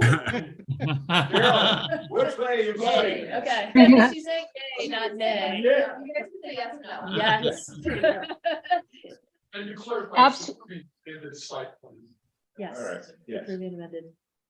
Okay. We have 3 yeses, 1, I believe, abstention, and no no's. Recuse, okay, yeah. All right.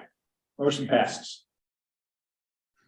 Thank you. Thank you. Excellent. Thank you. I was ready to say something because I didn't want those 92 pages to go to waste, but They were so John, good that you made the John, right you're decision. You made the right decision. Thank you very much. Thanks for having me. Thank you. That was pretty good. Thank you. Thank you. Thanks. All right. Thank you. So now we'll turn back to item number 8, discussing possible action in resolution 2023 R21, similar to the council measures resolutions concerning the Little Cottonwood Canyon EIS. I believe we have at least two citizen inputs on this. And Jen, would you call on the citizens who want to be? I believe that Margaret wants to make a comment on this. Is that? am I inferring permissible? that? I think Yeah. that's right. I wasn't necessarily told directly I want to make a comment, so I'm reading between the lines here, but. Margaret, you've been brought over and you can make your comment now. Thank you. I Welcome. did want to make a comment about this resolution. I fully support the town of Alta taking a position with respect to UDOT and the Little Cottonwood Canyon EIS. And I applaud the town for considering that resolution that we're talking about. But I would urge you to take a stronger position and slightly distinct from what Mayor Wilson had in her excellent October 2022 common sense letter. As the resolution, I think, appropriately notes, the town is in a unique position distinct from other municipalities. Alta currently has 4 bus stops. Only one is in use with the reduction of bus service this last year. And I support visitor use management, tolling both winter and summer, parking reservations, winter and Oktoberfest, as we heard earlier about the United Fire Service Authority issue regarding Oktoberfest and roadside parking. I'd like to see elimination of roadside parking. And I'd also like to understand the numbers for how many we're looking at for the canyon use. I'd like to see the enhanced busing and again, the electric busing and enhanced enforcement. And some of those things are absolutely consistent with Mayor Wilson's letter. And in the EIS, there was an idea that busing would increase over time as UDOT envisioned it. And as the system was used more and more, there would be more busing. Phase 1 of the EIS talks about design and implementation of resort bus stops. Again, we've got 4. We're only using 1. When is the intention to design and what are they designing for?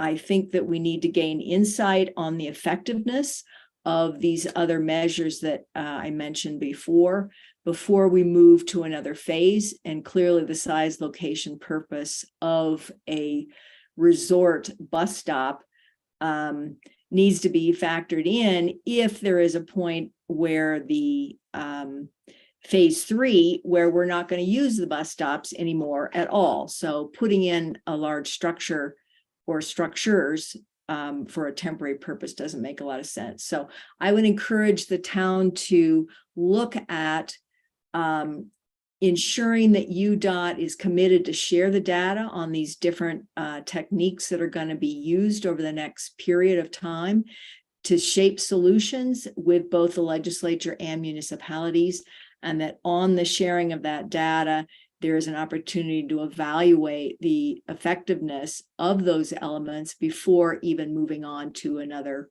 phase. Okay. Are there any other remote people want to make a comment on this? There is no one else. There is no one else. Okay. Craig, would you like to, as a citizen, make a comment? I would. Okay. So I want to echo Margaret's first point, which is I really applaud the town council addressing this issue. From my perspective, the 2 biggest sources of change in the environment here in Alta are either the population growth or the second one is the gondola proposal. So I think the town council should rightly opine on that. I, as you may or may not know, as a citizen, I oppose the gondola, but that's really for the town council to decide. What I did want to comment on was similar to what Margaret said, in the sense that I think that the resolution as posited could benefit from some slight amendment to the language. And specifically, what I'm worried about is this, is we appear to be endorsing phase 1 and phase 2 as they're currently described. The problem is they're not very well described and they seem to be changing in real time. So I think it would be prudent for us not to be quite so explicit about the endorsement of phase 1 and phase 2, because they're not yet fully briefed out. I also just have spent a lot of time trying to understand exactly what's going on. And I would say that what we really need is for UDOT to look at some of the alternatives that are posited either in the resolution, like the effect of having all-weather traction things, but more importantly is collecting the data on that and then sharing the data on it and then reviewing the data on it before they actually make a long-term solution. I would observe that UDOT so far has been rather intransigent on the idea that, well, after phase 1 and phase 2, that they reassess the situation. In fact, they tended to be fairly obstinate on the point that, well, no, the whole thing is approved and we're just moving ahead. That seems counterintuitive to me. I think we will learn a lot over through the expenditure of the $150 million. And we should incorporate those learnings before actually finalizing a long-term solution. So I had some slight verbiage changes, which I'm suggesting that the town council consider, which I think incorporate the intent of the resolution, but slightly adjust it to come short of endorsing phase 1 and phase 2. And Jen, is there any chance that we can actually share that? There's a chance. Yeah, that's it. And then you gotta go down so we can see the red line. Yeah. Okay, so you can see the language that I've slightly changed. And basically what I did was take out the full-fledged endorsement of the implementation of phase 1 and phase 2 for all the reasons that I already cited, and inserted language that says it's really important that you guys collect the data on it and then share it before making the long-term solution. So that there were changes in 2 parts. One is this first part, and then Jen. It's section 1, if Yeah. anybody has the actual resolution in front of them. And then just down. And then similar language here about testing the alternatives and collect the data and share the data from the full, from the funded, the $150 million in funding. So again, the intent here is mostly to ensure that we're not endorsing implementation stuff that we don't understand, that is not detailed, and to entice UDOT to actually collect the appropriate information as they test alternatives, and then look at that information before making a final recommendation. I think that stuff is fairly reasonable. Okay. Margaret's inputs were not as succinct, I would say, as Craig's. And to factor. That's because Margaret does all the detailed work, and I listen to her and try to craft it into some higher level things. But let me be really clear, Margaret does the detailed work, and she does a great job on it. All right. I'm just. Could we have the document back up? Could we have the document back up and could we scroll it so that we could actually read the changes? Maybe shrink it a little bit so they can see the whole. Sorry to interrupt you there, Roger, but I was like trying to figure out the first comment and I couldn't read go ahead. the paragraph. Thanks. So this is out of an email, so I was trying to orient folks to where these changes are in the actual resolution, so, in the resolution, the first change here is the first paragraph after it says section 1 at the bottom of page 1. Those are those edits. Okay.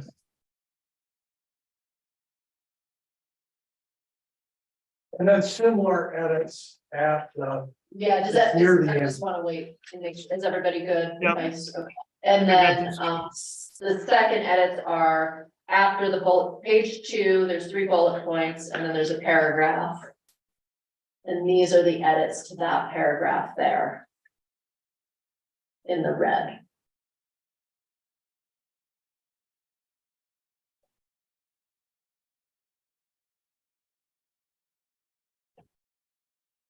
Okay. Thank you. Sorry to interrupt you, Roger. Oh, no problem. So this is kind of an awkward arrangement to try to edit this thing. Yeah, it is. You might wanna And wait till. I'm kind of inclined to say, let's if why don't we defer this till next month and then incorporate, you know, various versions. Yep. And then act on it then. I can send out a track changes copy of what Okay. I'm suggesting if the council wants.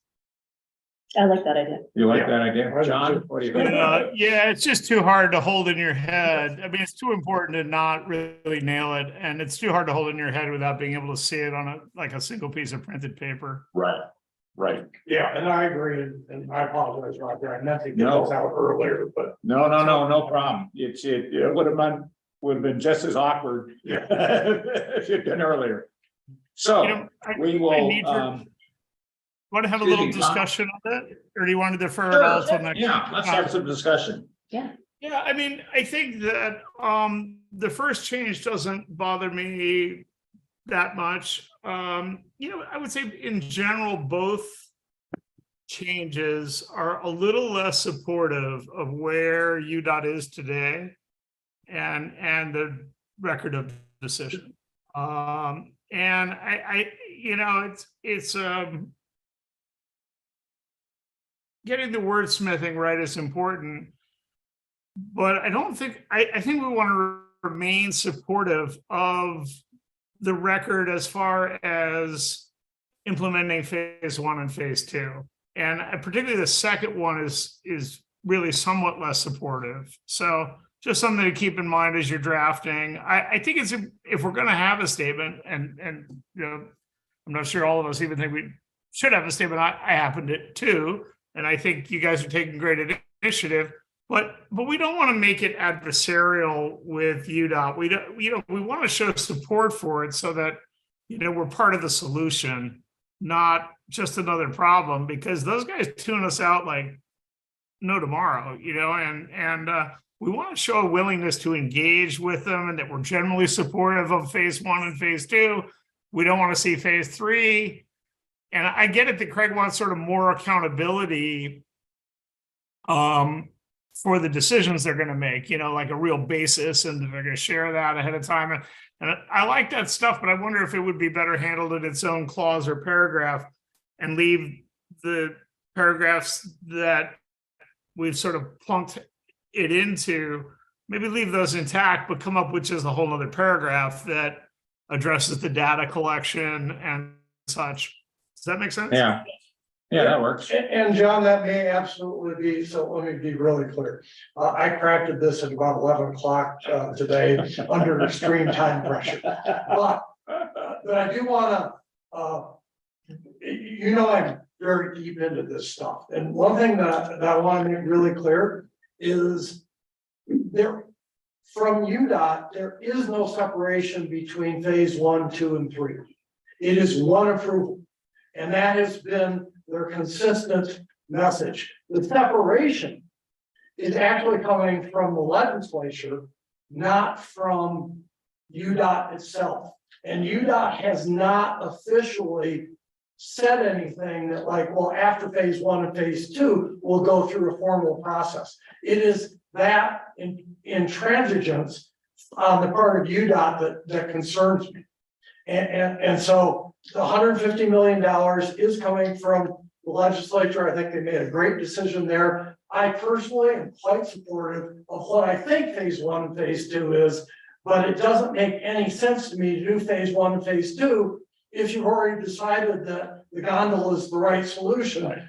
And Margaret went into some detail on how that's just gonna be a waste of money. So that's what I was trying to craft around. And I'm absolutely happy if somebody comes in with better verbiage. But I just want to make sure that you understand that UDOT has not recognized that separation yet.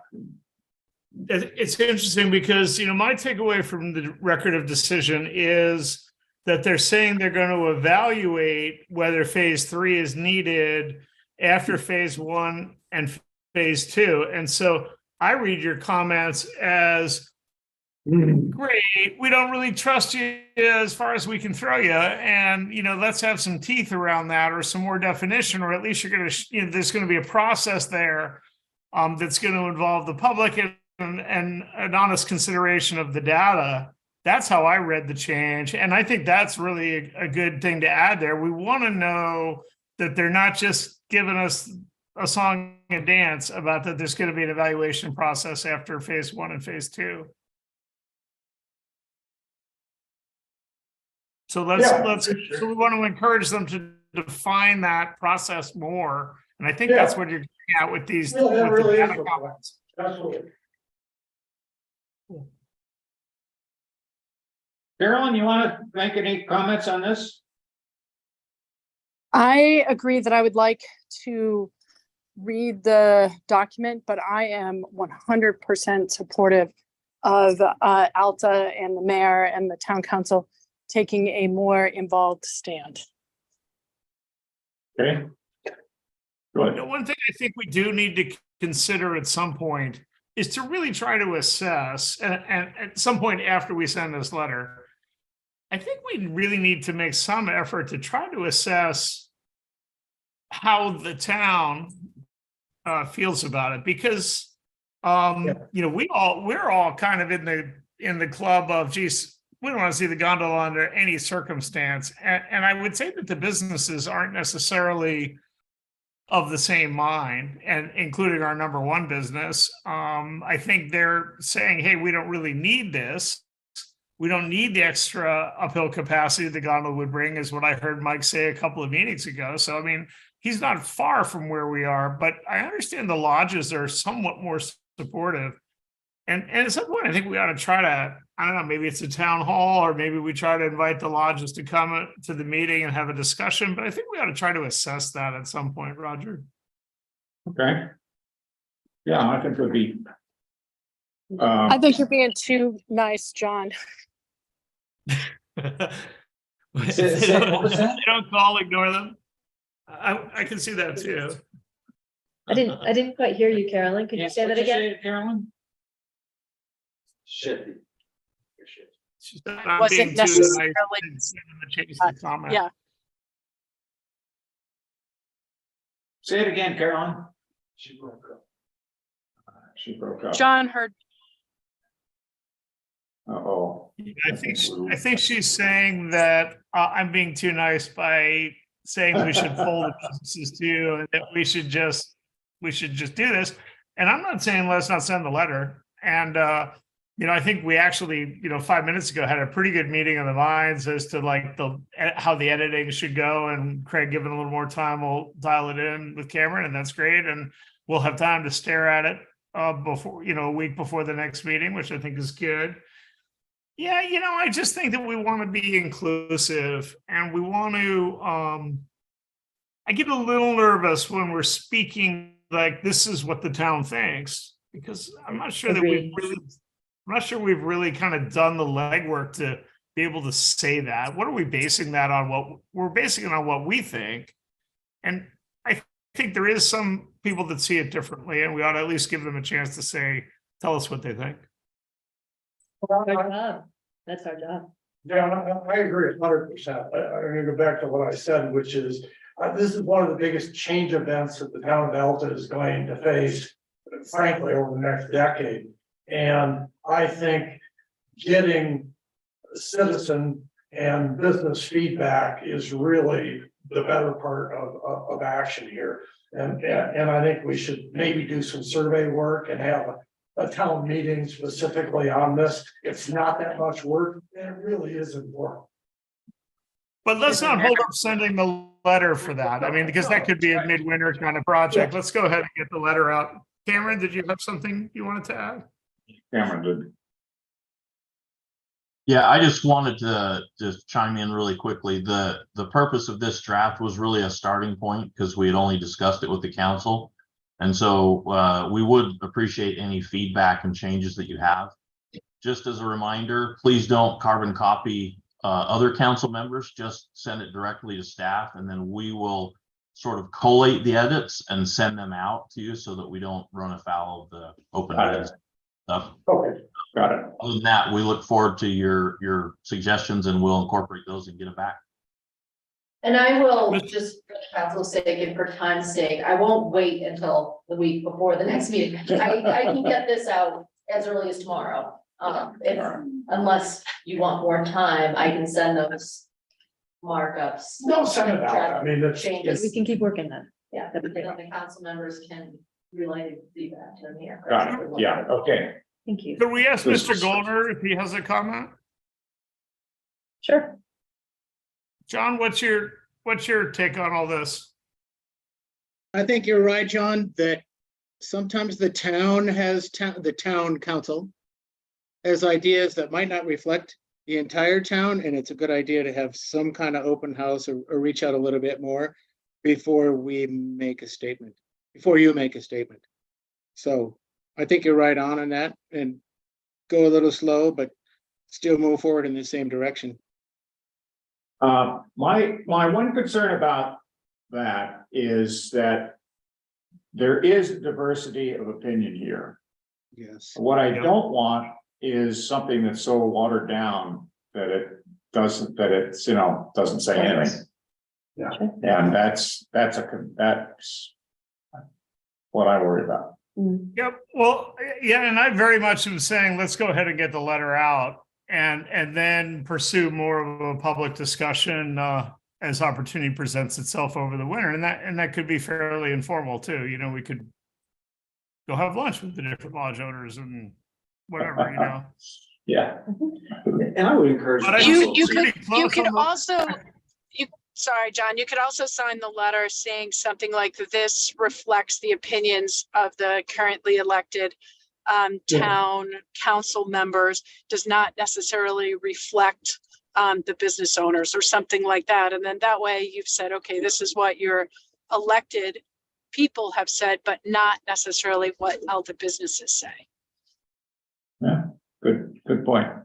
And I was just going to say that I would encourage the council to assume you represent your constituents and make, judgments, make your best judgment on their behalf. And that's what elections are for. And, I think we all agree we could do a better job with public outreach and engagement, but we have a lot of topics to do public outreach and engagement on. And you all come from different backgrounds in the community, and I think we do represent, the five of you do represent the community relatively well. So did I see Cliff Curry lurking in the background? Maybe we could just force a he lurked away. He was here.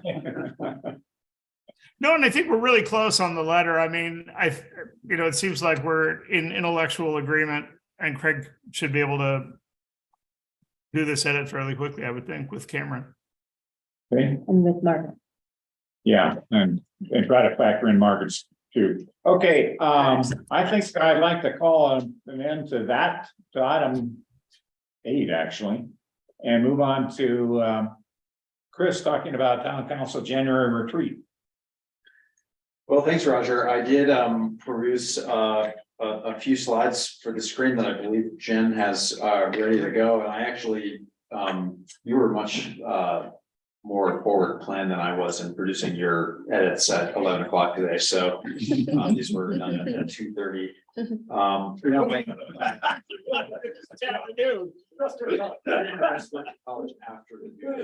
So, yeah, so we've been talking about getting the town council together for a retreat since the springtime. I think some of us have been talking about it for longer than that. It's been a busy summer. We've been understaffed in the office. There's just so much going on. Now that we are getting towards the end of the building season, project implementation season, and with a couple, key developments on our horizon, namely the council election and hopefully our hiring of an assistant town manager, we feel like it's a good time to put a plan together. So my thoughts on this evolve every day. I had the pleasure of participating in a board of directors retreat for the amazing ski and snow people a couple weeks ago. And it was just a fantastic morning, taking a step back after operating this organization for several years. That kind of gave me some confidence going into this task of planning a retreat for the council. So, Jen, you can kind of scroll through the slides. The background here on this topic is that, our high level planning documents for the town include primarily our general plan. We have a 2003 general plan, 20 years old. Yeah, general plans are required by state code as a foundation to a city's land use plan. If you want to have a zoning ordinance, you have to have a general plan. They're supposed to speak to each other. Our general plan, like a lot of general plans, but not all, is also kind of a high level compilation of town of Alta policy statements. We have a community vision statement that was added in 2013. So that's one end of the spectrum for what we have for high level, policy guidance and planning documents. Then we have budgets. We have annual budgets for, 5 different funds, general fund, primarily enterprise funds. We have four funds. We have a capital projects fund and a capital projects plan, and that I'm sort of proud of the evolution of that over the last few years. It's growing into more of a kind of 4-dimensional tool. We lack a consistent process for translating what things like the general plan say into, what long-term priorities, long-term vision, big ideas, into realistic goals and into projects that we implement on the ground. So connecting projects to what, we say in the general plan, we lack a consistent process for that. So we'd like to get the council together for a retreat, to see if we can start talking about some of that. You can go to the next slide, Jen. The purpose of this retreat, the purpose of any sort of strategic retreat is primarily to step away from day-to-day business. I don't believe we've had a meeting that's not a pure business meeting, other than a work session prior to a meeting or a special council meeting on a specific immediate topic, in at least a decade. And that's not, I don't mean intend criticism by offering that observation. But we think it's time to give that a try. So we're doing a number of things to move the town towards longer term planning horizons. A lot of that's taking place in the context of our water and sewer budgets and our capital projects plan. And we want to offer a reset. The pace of turnover in this organization is increasing. It occurred to me recently that, we have 4 offices or four rooms in the town office. And this is the first time that all of us working in that office have been in our current positions for less than 2 years, since like 1977, whenever Cape Black started. Wow. So that, we've never had turnover like this in this organization, and that applies to other organizations around town. Our budgets are increasing. Jen, we get more sales tax revenue almost every year over year over the last several years. And as we've all been talking about in council meetings the last couple of years, much of our infrastructure is at this kind of critical point where we need to replace a lot of our kind of capital portfolio. So the time is now to try to pivot to a new approach to long-term planning. We don't have a detailed agenda defined. We want to involve the council in defining that agenda. But we do think, we'd like to shoot for trying to find, let's say 3/4 of a day, maybe 6 hours, where the council can get together off-site. And, I'm sure some of us were thinking about, Southern Utah or Barbados or hopefully home on the bypass road or maybe the Cliff Lodge would provide us enough of a break from this setting here for us to think a little bit differently. So yeah, we're thinking about 3/4 of the day, 2 or 3 high-level agenda items. We'd like to provide, like breakfast and lunch. We would like to hire a facilitator. We don't have a budget for that. We need to, come up with a cost estimate. I have met with a few potential facilitators. And just, through recent experience, I think we could probably get a good preparation, conduct of the meeting and report for a few $1,000s essentially. But again, we don't have that in the budget, so we need to identify what it's going to cost and then propose it to you for your approval. And I think, the reasons to hire a facilitator are numerous, but they help us keep on track. They provide that professional approach, primarily to the meeting planning, to me is the big reason.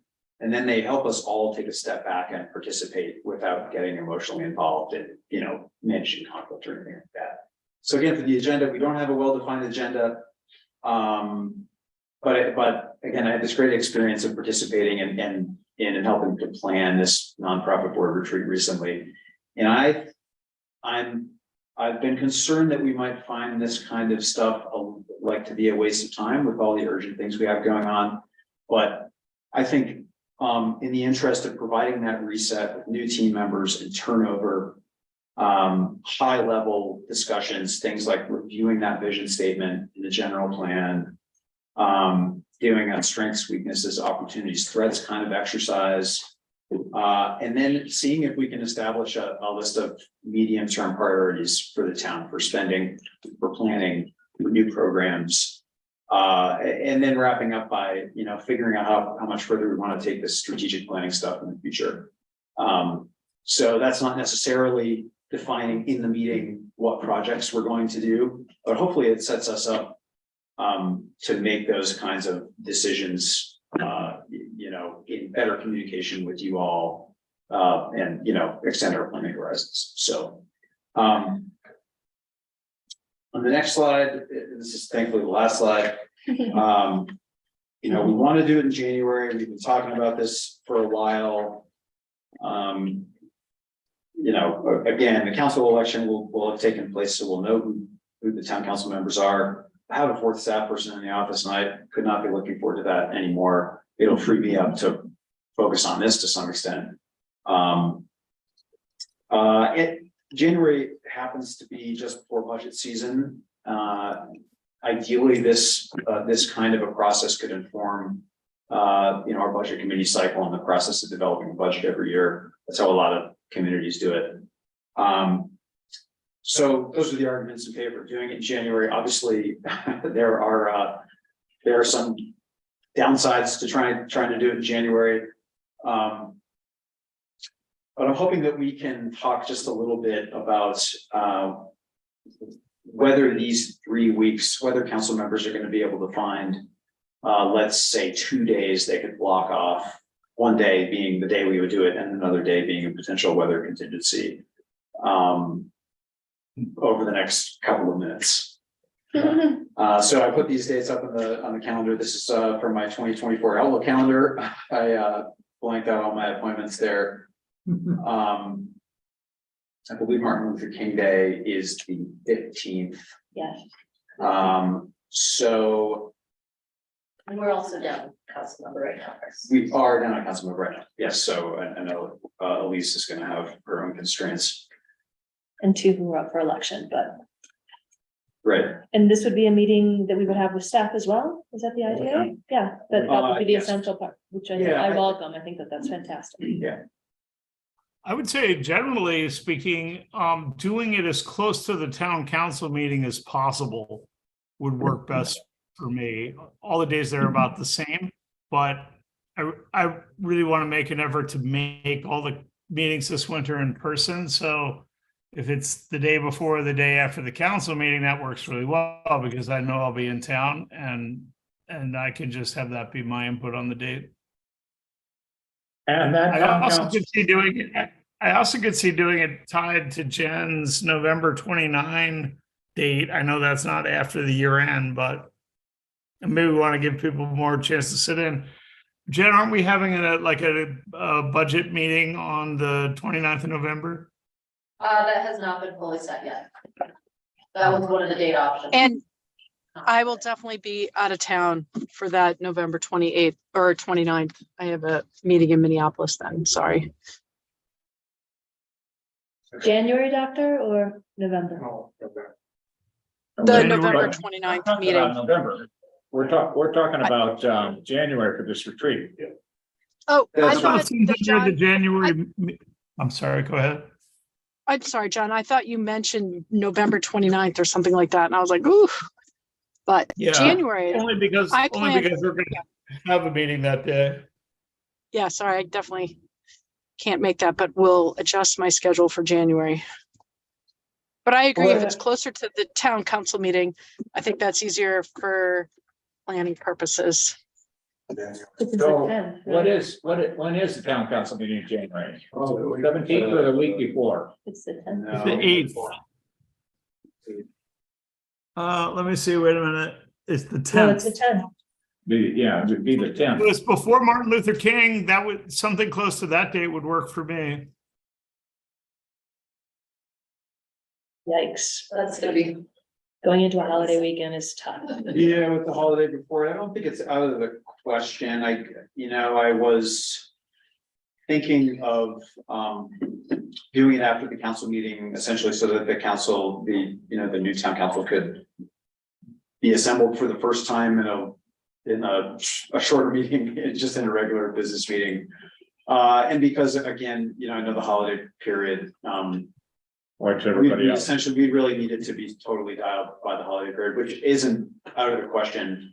I'm just thinking about, and I'm also thinking about giving us enough time to figure out how to get the budget cleared and then hire a facilitator and give them enough time to plan. Yeah, well, maybe suggest something on that, which is you're asking for some budget. Yeah. I think you need to formally ask for that at the next meeting so that you can hire the facilitator, so the facilitator can get on board and help finalize the agenda in December, because you want all that stuff done before you roll into the new year. Right. Now, do we have to have a formal budget resolution then on that would be in the next meeting? we would, Yeah. yeah, and with the December amendment being at the next meeting. If the council is, again, this administrative thing that we've done in the past. Yeah, if it's less than $5,000, we could do it that way, right? We'll talk 3,000 to 5,000. Yeah, so make it under 5,000, so we don't have to do two bids. Yeah. And can't we finesse it then until the December? Yeah, well, I guess I'd like to know, is that the council comfortable with that? This council member is. This council member is. John and Carolyn, are you comfortable with that approach? You just administratively handle the $5,000 or less Yeah, than- and with you knowing that it's gonna come before you in the December budget amendment.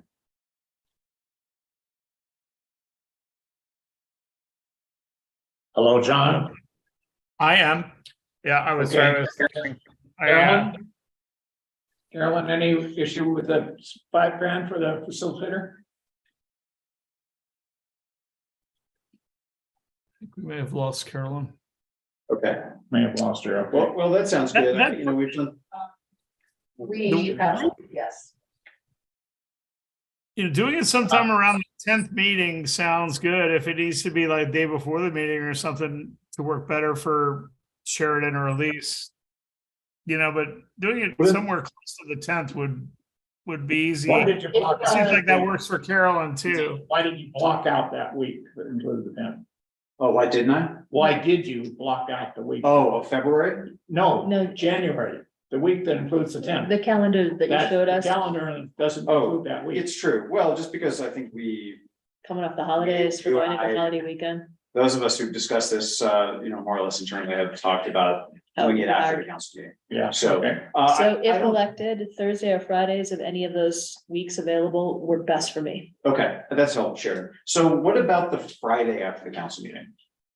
So Could I'm do okay it, with those. it's before holiday weekend, but could do it. Yeah, That's that long weekend though, right? it is. It It's is. a holiday weekend. You don't want Which means Thursday? Yeah. things have been ramped up. I guess a retreat seems like a Friday kind of thing to me, but Mm. but yeah, sure. It's gonna take some planning. Yeah, Uh, Which it's gonna take anyways, but and honestly, hire the facilitator to do the planning. yes, of course, of course. Thursday or Friday that week would work for me. And, we could also do it later in the day if that's what we need to do to make it work for some of the people. Right. Yeah, yeah, It'll be sure. fun. We'll talk about it. So Friday the 12th, is that what we're landing on? The 11th to the 12th, maybe. With backups following weeks, weather-wise. Yeah, something like that. Yeah, 11th Yeah. or 12th. Mm-hmm. I think Chris was just, looking for some guidance. At this Yeah, point, right? yeah, no, that's That's great. enough. This has been That's great. enough. So, I appreciate you, Sheridan, saying the, 4th and 5th days of the business week there. That kind of guide, and we can follow up, once this crystallizes a little bit more and get some more of those standing availabilities from folks. So, but yeah, I don't have a strong reason why we couldn't do it the week of the council meeting. It just seemed like a nice amount of breathing room for us, but again, I don't think it's out of the question, so. Okay. One thing that would be interesting to add to the agenda, do you remember, Roger, how much we used to talk about resilience in our services? Mhm. Before we got elected? We used to talk about that part of the mission was to have to promote resilience with respect to the services we deliver. And we were primarily thinking about water and sewer, but I think it applies to the AMO and this idea that our job is to make sure that there's a high degree of reliability in the delivery of the services. And we haven't talked about that in a while. And so that could be an interesting thing to add to the agenda, and how does that affect, the various priorities and where should it be? How do you feel about that these days, Roger? I think that's fine. I suspect that we're gonna start to overfill this agenda.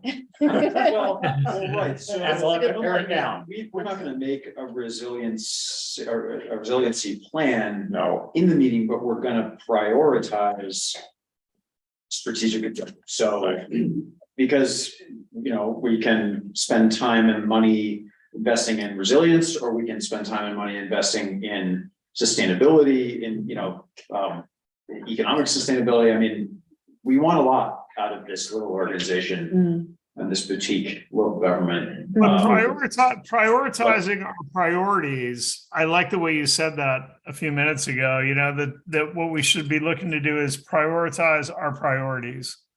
And that's where I think resilience potentially could come into the equation. Sounds good. Yeah. Okay, I think we're done with this topic. I'm impressed that what you've done at 2:45. Like I said, They're slacking really good. Yeah, you're moving. So, next topic is new business. John has walked away, maybe just taking Stand up. a break. Stretch. A stretch break. Any new business by any council member? There are only 3 of us left. Okay, Thank you. yeah. In that case, I will entertain a motion to adjourn. Seconded. All in favor? Yes. All right. Thank you, one and all, for participating. Good meeting. Oh, there's, it's looking gnarly. Safe travels, Alan. We'll see you. I got You all- my card out. I'm okay. The flight. Yeah. Thank you very much. You saying. What's it looking like? Oh, just